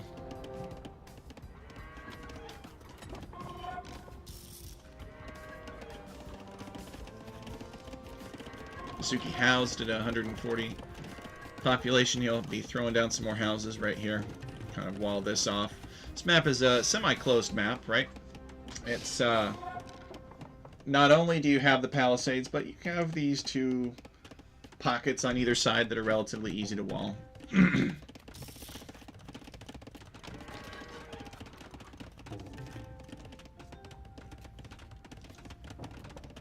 Alright, Jasuni finally getting around to the siege weapons. He's building a second siege workshop. Let's see what Jasuni is researching. Now, I believe that their RAM technologies, actually all their siege weapon technologies are cheaper. So he's making some battering rams first, just to get some queued up. And he's probably going to get capped ram. I think it'll only cost him from the second one. It'll only cost him 150 food. Half the usual amount. And capped ram will be pretty effective. And he's also building a forward creep post here to slow down his opponent. So even if his attack is stalled and he loses the fight and has to retreat, the creep post will be a good buffer. Prevent Jasuki from counterattacking too easily. And the creep post is being built by a single villager. Alright, so we got some pikemen in front, some crossbows. Pikemen get mowed down. The crossbows, there are a number of crossbows, but again, they're not capable of fighting these Imperial Age conics. And Jasuki has to withdraw after losing about half of them. So these rams are going to come in. These are not quite capped ram yet, but they will be soon. Yeah, they just became capped ram now. And Jasuki does not have. Now look at this. Like this. Conic is just eating these arrows. Only now goes down, and there's like 15 more of them. So Jasuki is in trouble, and Jasuki should know this. Let's see where Jasuki's resources are at. Jasuki is researching Imperial Age now. Now, fortunately for Jasuki, he's melee, so he's gonna fly through the ages to get there. Jasuki, I don't know if Jasuki will let him get there. Mangonel gets a good hit against the crossbows. And a good hit. Kills some crossbows. Some other crossbows are injured. I think this is the end of Jasuki. As these rams roll forward. Jasuki... He's got 115 villagers to Jasuni's 78 villagers. But this is pretty unstoppable here. He doesn't have anything that can stop this. I think he dawdled too long to get up to Imp. Doesn't have good options here. The rams are working on the base of his castle. Hard to believe, right? He routed Jasuni. He destroyed 2 town centers. And he did not discover this over here. And that allowed Jasuni to just keep taking stone. And with that stone, he feels confident in building extra creep posts and forward creep posts. And Jasuni getting siege ram now.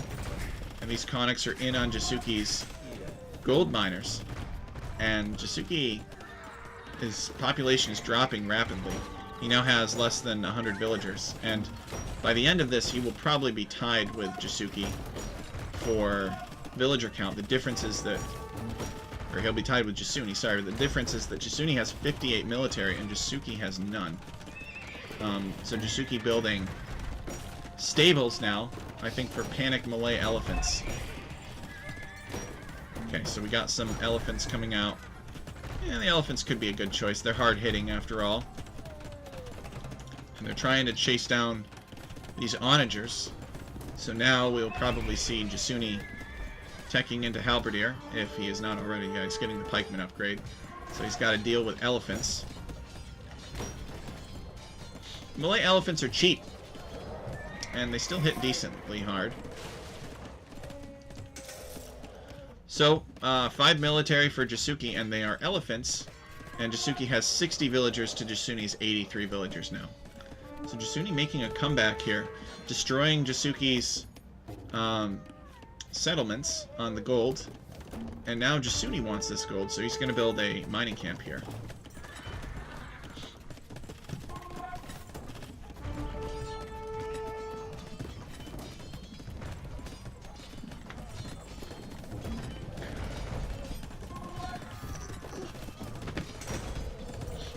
The elephants are fighting bravely, but they're surrounded.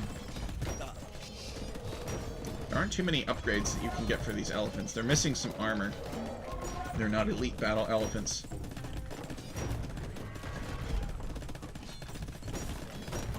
Jasuni destroying Jasuki's production buildings. Now Jasuki still has a lot more over here. And he's streaming some Conics into the back for raids. This is the deciding match, or the deciding game of the match, so Jasuki definitely doesn't want to call it quits before he's sure. You know, this is a competitive league, and they are playing for prize money.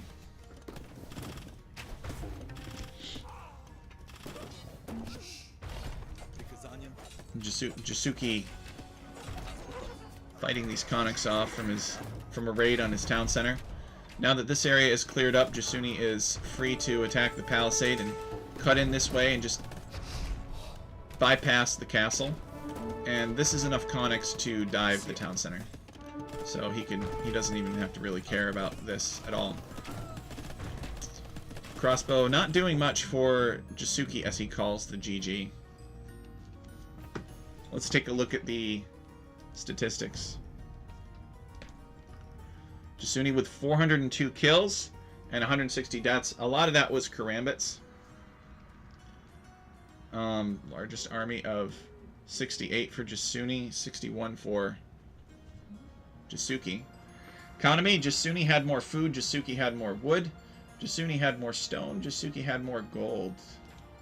Technology, Jasuki had better feudal and castle age times, but this disparity right here really, I think, threw it for him. Jasuni with way more map explored too. Jasuki, not enough exploration to chase down Jasuni's sneak stone miners. And so now the society stats, Jasuki boomed up to 119 villagers. Jasuni collected 4 relics. And here's the timeline here. An incredible comeback. Like, look at this. Imagine being Jasuni 30 minutes into the game. And then clawing his way back in. Alright, so guys, I'm going to step away real quick. And use the restroom. Don't go anywhere. Stay with me. We got one more set after this. Jasuki says, once again, the error of putting the foot off the gas. Yep. Well, and I think, Jasuki, I think you struggled to find where Jasuni was, and Jasuni did get away with that stone mine, that sneaky stone mine. And I think it could have been very different if your Karambits had found that stone mine and stopped it, the creep post. That was a big part of it. And I think if you had stopped that, then every time you went up there with Karambits, and you basically destroyed the creep post and he rebuilt it with stone that he took because you didn't find his stone and deny it. So maybe that really was the key there. Maybe another siege workshop with maybe some scorpions, or, you know, some more rams forward, or a siege workshop forward in general to just be faster with the siege. Because you could have done the big push on his town. I don't know. You know, it's hard to say. If you had trickle rammed, like if you had built one ram at a time, he may have developed better countermeasures, but I don't think so. I don't know if it was worth waiting up to have 5 or 6 rams in this case. But not sure. But yeah, Jasuni's showing us again that if he's given a little bit of breathing room, he can be pretty dangerous. And he's the comeback king for sure. But there was some good. They were some good games for sure. Very entertaining to cast. So thanks to Jasuki and Jasuni for their participation in our league. So I'll be right back, guys, with the second set. Just got to step away and use the restroom real quick.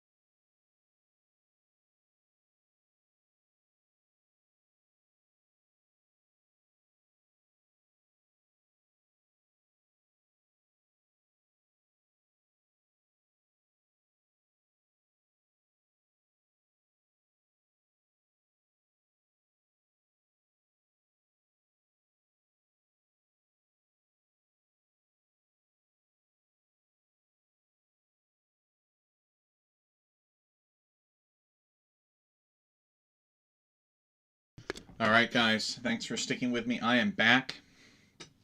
Let's jump into some more games. Just had to go and take a quick bio break and grab the cat. He's a good cat.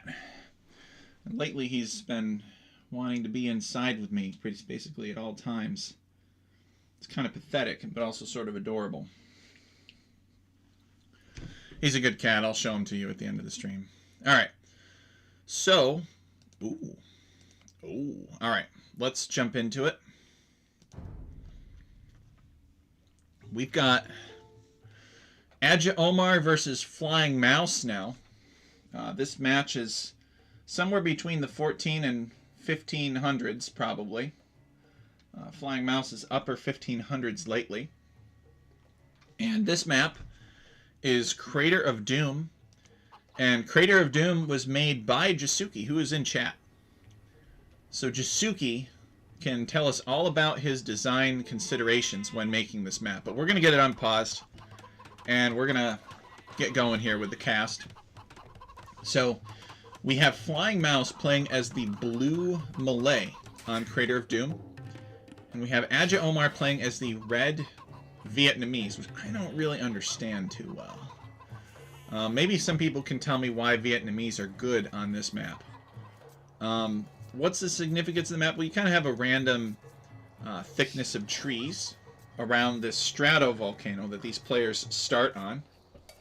And you have, inside of the caldera of the crater, you've got some mangrove shallows, or maybe just regular shallows. They actually look like regular shallows, so you can't build on them. And they got some oysters, so there's a little bit of forward gold here that you could take, potentially. And there are all kinds of chickens, and I think I saw some hares, too. No, I guess this is the chicken version. Oh, no. Here is a hare. Alright, so there are chickens and there are hares. There are all sorts of exotic fauna that are endemic to the caldera of this stratovolcano. And the reason that they are so populous is because the predators are naturally kept away. Because the predators don't realize that they can just travel. See, look at these polar bears here. They don't even realize they can just go through this woods, and there's a feeding frenzy on the inside. Now, our players realize that, because our players have set up camp here. We have Flying Mouse. He is the blue Malay. And Adja Omar is the red Vietnamese. So we got two villagers for the red Vietnamese. Maybe some kind of lightning feudal age build of some kind. You can imagine that because the players start out close together, the map is similar to Socotra. There's less building space, less breathing room.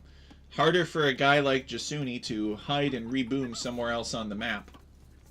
Now, if you can cut through, if you can survive until cutting through to the outside, then the map becomes a little bit more different. It's a little bit more of an open map. But even then, it's easier to wall to the outside of the map. So they both probably know where the other player is at this point. Actually, Flying Mouse does not. He has not found his opponent yet. He checked over here, and his opponent wasn't over here, so now he's checking over this way. And Adja Omar, he knows where his opponent is because Vietnamese, right? You can see this little explored area. So he knows. It doesn't mean he knows where all the resources are, but he knows exactly where the town center is. So he has no excuse to lose his scout.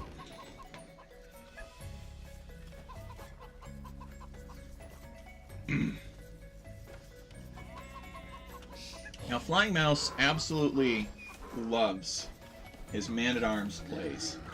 So we will probably see Flying Mouse do some version of Man-at-Arms. Now, I don't know if Adja Omar is familiar with Flying Mouse. This is Adja Omar's second season of the league. So he may not know Flying Mouse's styles. He may not have played Flying Mouse enough to be familiar enough with him. But Flying Mouse is pretty well known in Alchemy at this point. He's been playing with us since, I think, Season 4. We saw Flying Mouse appear on the Alaska maps, and he was pretty dangerous. He was pretty dangerous to other people of his age. He's won Alchemy League before. Adja Omar, being new, has not. But in a way, there's a lot of respect for that, because I don't ever want people, and this may just happen right there, and it's sort of a good thing if there is, but I'll explain the phenomenon a little bit. It could be that Alchemy League is so, I don't want to use the word niche, but there's like a very specific group of people that have been playing in Alchemy League so long that they're just really good at it. Like, it really does hone a specific skill. And you can see Adja Omar here keeping an eye on these berries. So whenever your opponent just kind of like loiters near your resources, drives me nuts. So he can see this. And actually he picks a fight. I don't think that's the best fight to pick, especially with Flying Mouse's scout close by. But whenever you see your opponent kind of over scout you like that, they're up to no good. They're going to do something. But I was going to say that, there are enough people now that have played in Alchemy League for long enough that I think I don't want to say it's intimidating for new players to join and stay within the league, but sometimes I feel like there are people that have signed up for Alchemy League because they're like, oh, I might be good at this. And then they get in there and they get, they play against people like Hyder, like Flying Mouse, like the Otter one, like a bunch of others across different, because basically at this point we have pretty established tough guys at every elo. And they play against these people and they're like, whoa, maybe this isn't my thing, and then they leave, and I'm sad. And I guess that kind of speaks to the ability of the league to train its people and give them valuable experience in playing in future league settings specifically. But I often wonder about how accessible the league is to new players. Is this the kind of thing that a new player would sign up for? And, setting all the specs aside, which I understand people don't like going through that kind of stuff, even though in the long run it is the reason why the league works. But even if you set all that aside and you got somebody that's a good reader, doesn't mind going through it, and then they actually play in Alchemy League and they just get crushed by the people that have been doing it for a long time, is there some mechanism that we can have to ease these folks into the league a little bit better, I guess is what I'm wondering. Because I'd hate for, somebody like Adja Omar or some other new folks to play in Alchemy League and just never really get a good break at winning, because they're all these really experienced guys that are just used to winning, and they know exactly how to read. Maybe that's how it's supposed to be. Maybe it's just the league is working as intended. And I just gotta hope and pray that people have a commitment to get better at its specific settings, and that they'll stick around for that. So I don't know. There's just things that keep your tournament organizer up at night. So Adja Omar planning archers, which is not really a surprise. The Vietnamese are known for their archers. Their archers have a little bit of extra health. Archery range units and fire lancers plus 20% HP. Their economic upgrades cost no wood and research at twice the speed. Alright, so there's some good stuff here. Now, does Flying Mouse know that these archers are coming? Yes, he does. He has a galley here that's been taking some free shots at the archers. So Flying Mouse has built an archery range of his own. But actually, Flying Mouse has not built any man-at-arms that I can see. So Adja Omar has some archers here, but the scout picks off one. He doesn't really get to take a good fight here. And Flying Mouse just buying some time. So this is actually a fast castle from Flying Mouse, which is bold. Flying Mouse with a very bold fast castle on this map. It's like fast castling on Socotra. He's even coming here with like a stone wall, just because he doesn't want his opponent busting into his base and killing everything. Now, where is Flying Mouse going to get the food to click up to the castle age? I'm not sure. Let's click over here maybe and pan around the map and see where Flying Mouse is taking food. Oh, okay, alright, they're right here. So these are 18 berry pickers that Flying Mouse has. These berries are just going to evaporate. I don't think that's going to be enough food. I think Flying Mouse is going to have to throw down some farms or something. He knows that given that he has given away map control to Adja Omar, who doesn't really have much. Like, he had 3 archers or something. He's got 2 archers You know, there's nothing out here. And I don't think Omar knows that yet. He didn't see any mills when he was here before. He's just going to come check to see if Flying Mouse has come out here to build anything since. He's got more archers staging on this side, so he's going to look over here. But he's not... I don't think he's quite figured out... Maybe he can't believe. Because Omar, remember, Omar doesn't... Actually, he does see these stone walls, so he probably knows that Flying Mouse is going past castle. Now, Flying Mouse has secured this area. So Flying Mouse has built some galleys, and he's built some oystering ships, and you know, he's gonna secure his gold that way. And maybe Flying Mouse kind of justifies it, like, my gold piles may be forward and may be part of my wall and easy to deny, but I've got these galleys here, and I'm not worried about it, you know. And he's just gonna take the gold here, and Omar not gonna let him do that. Let's see. Here's a... Oh, this is a dock. This is a Vietnamese dock. So Omar is going to come and join Flying Mouse. I don't know if that's going to work. Flying Mouse is probably going to spot that dock pretty quickly. Yeah, he knows it's here. So he's like, hey, you can't build that. So he shows up with some galleys, and the galleys are shooting the villagers. And Flying Mouse has made some archers of his own, which are probably going to spoil the fun. Actually, this dock might go up. Might cost him the lives of a couple of villagers, but the dock does go up. So I think that went up at great cost. So now Omar could make a fire ship. I don't know that he will, but he could. Fire ships are actually useless now. Hulks are just so good. They're kind of broken. And Omar not expecting this weird counterattack from Flying Mouse. Flying Mouse kind of baiting Omar into thinking it's a fast castle. Which it may still be eventually. But Omar has to withdraw. He's lost 3 villagers so far to kind of these surprise land units from Flying Mouse. Not expecting them at all. Omar redeploys and sends some archers to scare this army away. Meanwhile, oh, there's a red dot in here. How did that get in? I don't really know. Flying Mouse has a skirmisher here to fight this. Omar sending his scout cavalry to help out. And I don't know that it's going to be enough. It's not going to be in time.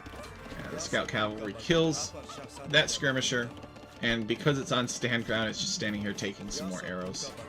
Alright, so he could reposition it, but I think he already has the hill advantage. Oh, no, Flying Mouse repositioning for the hill advantage, and Omar loses his scout. So Omar has had terrible luck trying to get damage in on Flying Mouse. I think this tower is the smarter call. He may need a couple of them, but this tower could probably do the trick. Especially if he garrisoned it with his archers. Where are they? They're over here. But I think just shutting down Flying Mouse's gold is really enough. You don't have to break in here and kill the lumberjacks. You can just shut down the gold. And no, this tower... What is this? The tower is a bandit? It's almost up. It's almost up. Omar doesn't realize. Okay, now he realizes. I'm going to finish the tower, garrison in the tower. And I don't know if he built the tower directly against... I think he did. He built the tower directly against the shallows. No, he didn't. Alright, well, he may or may not have. But either way, the ships are destroyed finally. Flying Mouse not able to get to the base of the tower fast enough. And Omar has a foothold now. He could potentially repair this dock. Looks like Flying Mouse is going to take some final gold. Demolition ship comes in and blows up some fishing ships. That's always fun to watch. Oop. Now Flying Mouse with a sprawling farming economy. And he's actually almost through. And let's see. Flying Mouse nowhere near the food to click up really, but he'll get there. He's on this gold for as long as he can be. But he is preparing to lose water.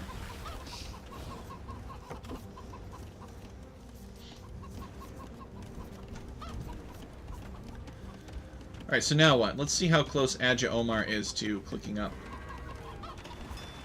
He's getting kind of close, right? He has nothing on gold. Is he using the... Okay, he's using the market. And he clicks up. So Omar's like, alright, well, you know, I'm going to get up. I'm going to get to Castle Age. I'm going to have siege weapons and stuff, and it'll be good.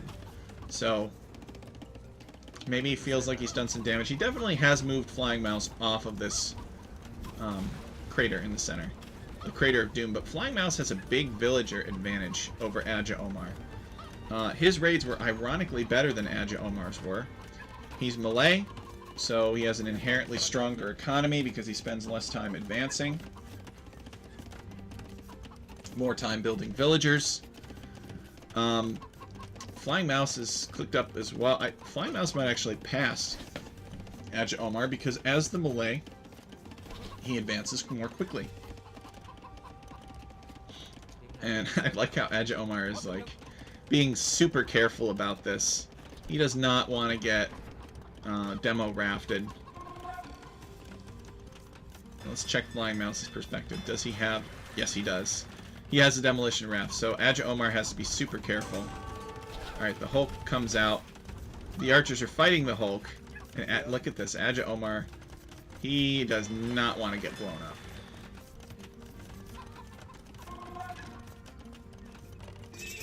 Alright, so Flying Mouse actually gets Castle Age first. Adja Omar will be Castle Age in just a few seconds. And Flying Mouse is actually going to Elephant, so he's built these stables here. Now, as to whether or not Adja Omar knows about those stables, I am not sure. No, he does not. So Adja Omar does not know that this Elephant Stampede is coming. And look at this, what Flying Mouse is doing. He is building a forward siege workshop. The kind of siege workshop that Jasuki needed last game. Forward siege workshops are amazing. Siege weapons are so slow and painful, and you gotta wait forever for them to get into position. But with a forward siege workshop, you can reach your opponent and kill them more easily. Now, it's true that you cannot make defensive mangonels from a forward siege workshop, but if you have a good offense, you don't need a defense. And here comes Flying Mouse. And Adja Omar literally has nothing over here. He's got no wall off. He's all about, like, forward presence, vision, maneuverability, that kind of thing. And he sees these elephants come in, and this has got to be pretty scary. Adja Omar needs to be, like, quick gating this immediately. But he's sending the archers now. Not that that's going to help much.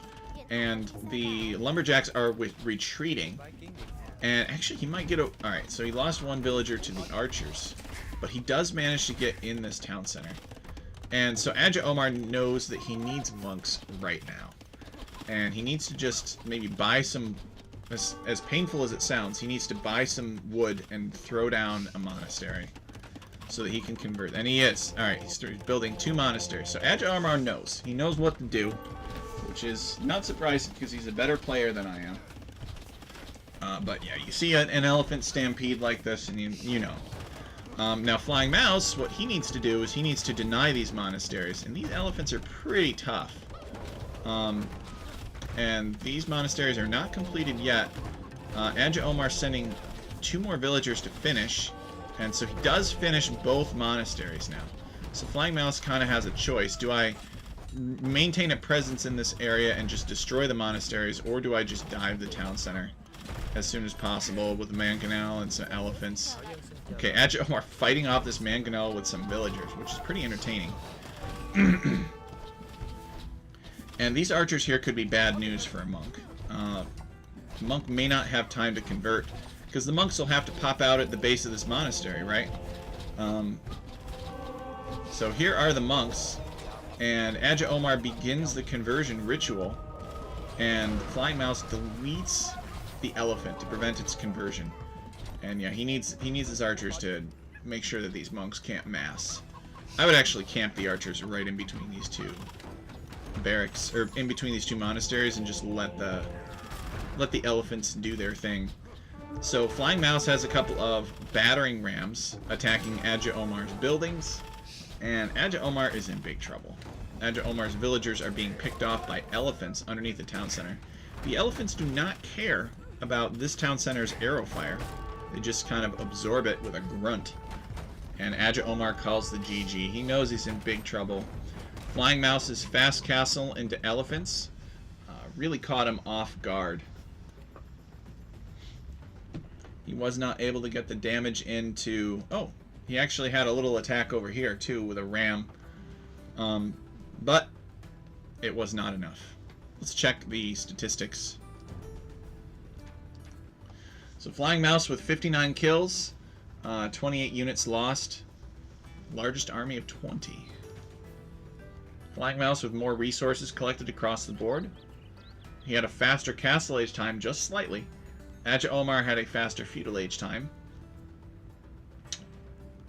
Explored more of the map, higher research count. 64 villagers for Flying Mouse to Adja Omar's 40. And here's the timeline. So it really was quite neck and neck until the very end when Flying Mouse got Castle Age, and then he just came in and crushed with the Elephant Stampede. So let's cast the final game of our set today, or our two sets today, which is Shogun. Now, Shogun was made by Biscuits, and I don't think it was made for Alchemy League Season. None of the maps are really made for Alchemy League Season 10. The point of this is, you know, there are creators that we like, and we're just like, hey man, you know, give us a map that you made for another contest that they set aside because they didn't, you know, they had so-called better options. And contests do this all the time. They're like, okay, you made this work of art, now submit it, and we'll pick the ones that we like the best. And we kind of do the opposite. We're like, all right, we'll take your work of art and, you know, we'll curate it, refine it, and get it to something that we'd like to feature in Alchemy League, and we'll tell you exactly how to do it. And so it's a different system. And it's a good system. So Flying Mouse is playing as the Blue Chinese, and Adja Omar is playing as the Red Vikings. Alright, so what do you need to know about this map, Shogun, other than the fact that Biscuits made it?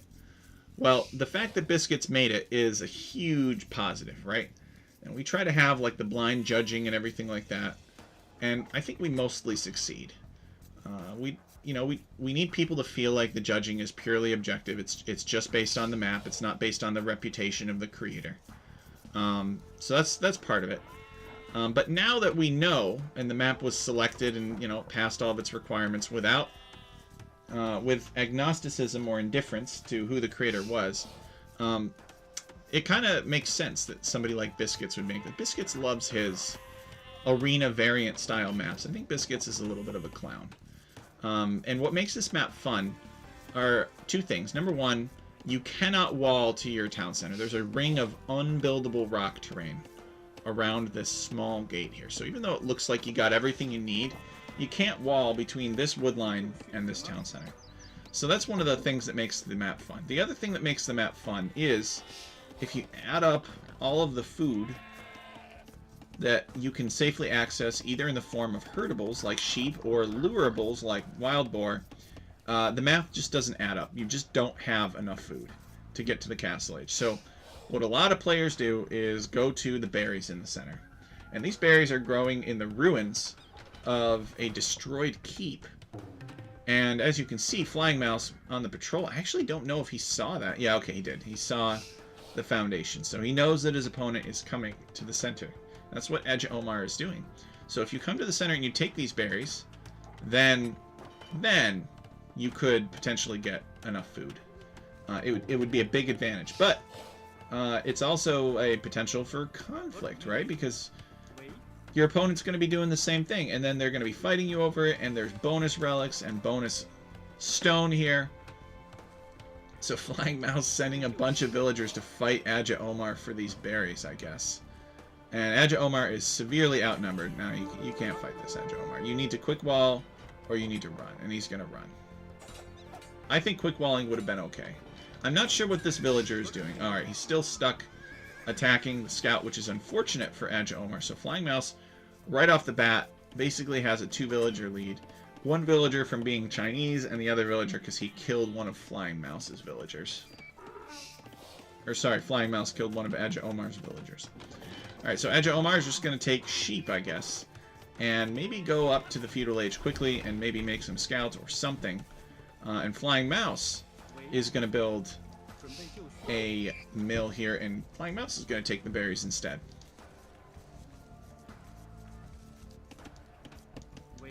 Now, Flying Mouse has not found Adja Omar's lumber camp. He actually has not scouted Adja Omar's base at all. Flying Mouse just cares about the center.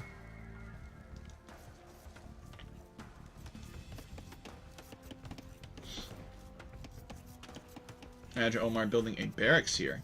So the Vikings are an infantry civ. They have some pretty compelling infantry. And they have good eco. They get wheelbarrow and handcart for free. But Viking tech tree is pretty bad. They their power spike is probably early to mid Castle Age. That's when the Vikings are pretty rich and their tech tree limitations don't really matter so much. So as the Vikings, you want to get a good position, you want to be in the lead, and you don't want to let your opponent hurt you too much. And all other things being equal, if you don't really fight and you just get to like that mid Castle Age, you're in a good spot because chances are your economy is going to be better than theirs. You got those upgrades that improve villager speed and carrying capacity greatly. So you're going to have an advantage over your opponent, and then you go and you hit them. But you have to prepare your options, and if you don't have the ability to close out the game and by the mid to late Castle Age, in my opinion, maybe early Imp, you're in big trouble. Because your opponents get better monks than you do, they get better archers than you do, they get better cavalry than you do. You kind of suck. I'm not gonna try to sugarcoat it. Vikings as a civilization suck in the late game, but they do have amazing economy and they can do a lot of damage in the Castle Age, and they need to. The other option is Vikings is you don't really close out the game necessarily, but you do some damage to your opponent in the Castle Age, and even though your opponent has better options late game, they don't have enough of those options to be able to beat you. So you're basically winning with an inferior army because there's so much more of it, because your opponent was hurt early on. That is another possibility for Vikings. And Adja Omar, trying to get in here, he sees that Flying Mouse has palisade walled this up. And Flying Mouse it's always gonna be flat, right? It's always gonna be about that width in 1v1. So we've seen people do this. We've seen people wall off their, the center of the map for themselves. And Adja Omar is here trying to get in with some villagers, but he's not going to be able to get in. Adja Omar's best bet is to take advantage of the free wheelbarrow, the free handcart, and build a bunch of farms at home. And just focus on, just give up the berries. I mean, berries are not really that fast. It's not like he's going to get a huge long-term food advantage. He'll get a good short-term food advantage, I think. But, all these villagers, it's not worth it, right? These guys could be off working somewhere. Instead, they're trying to shank their way through palisade walls. But he's playing very aggressively. Does not want to let his opponent have all these free berries. And he's going to build a tower here. So this tower could help. You can use towers to get in. And he feels like he's got some good options here. And forcing your opponent to fight also has its own merits. Although he has Viking man-at-arms, which have a little bit more health than the average man-at-arm. And Chinese don't get a bonus toward man-at-arms, except that the man-at-arms technology is cheaper, because all Chinese technologies are cheaper. Makes Chinese good in 1v1 because they can tech switch.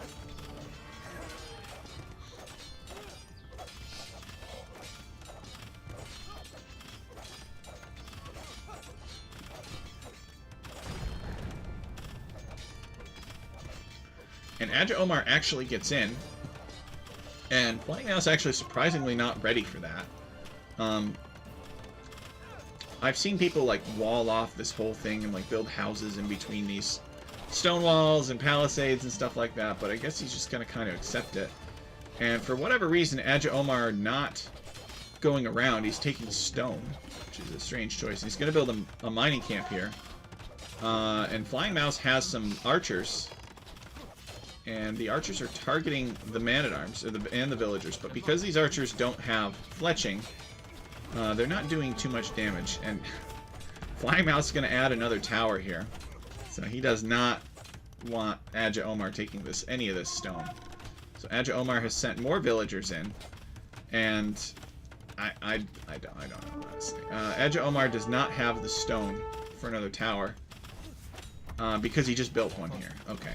So it's quite the bloody brawl. Adja Omar does not want to give up the middle at all. Let's do a villager check. Flying Mouse with 33 villagers. Adja Omar with 20 21. Now it's 34 to 22. So he's got a 12 villager lead over Adja Omar. Adja Omar really fighting tooth and nail over this central area. I don't think he has to. But he feels like he really needs to. So he's over here trying to get this tower up, but I think it's going to be GG pretty soon. The tower goes up, but at great cost. And Flying Mouse is here with a bunch of villagers and some archers and a scout. And Adja Omar sending some archer reinforcements, but they aren't that many. And they're basically all dead. And yeah, Adja Omar fighting in frustration, wishing Flying Mouse a GG. I don't know if he's too big of a fan of this map. Maybe he was just maybe he was a little bit tilted that Flying Mouse came in and walled this up. Hey, that's not fair. We got in. But sometimes that's how it goes. So Flying Mouse with a commanding win here over Adja Omar. Let's take a look at the statistics. Flying Mouse with 11 kills, 2 deaths, largest army of 7. Very feudal brawl here. Flying Mouse with more resources collected across the board. Technology, Flying Mouse was up just a little bit sooner as Chinese. Explored more of the map. Villager high of 36 to 22. And you can see Flying Mouse slowly killing Adja Omar. Alright.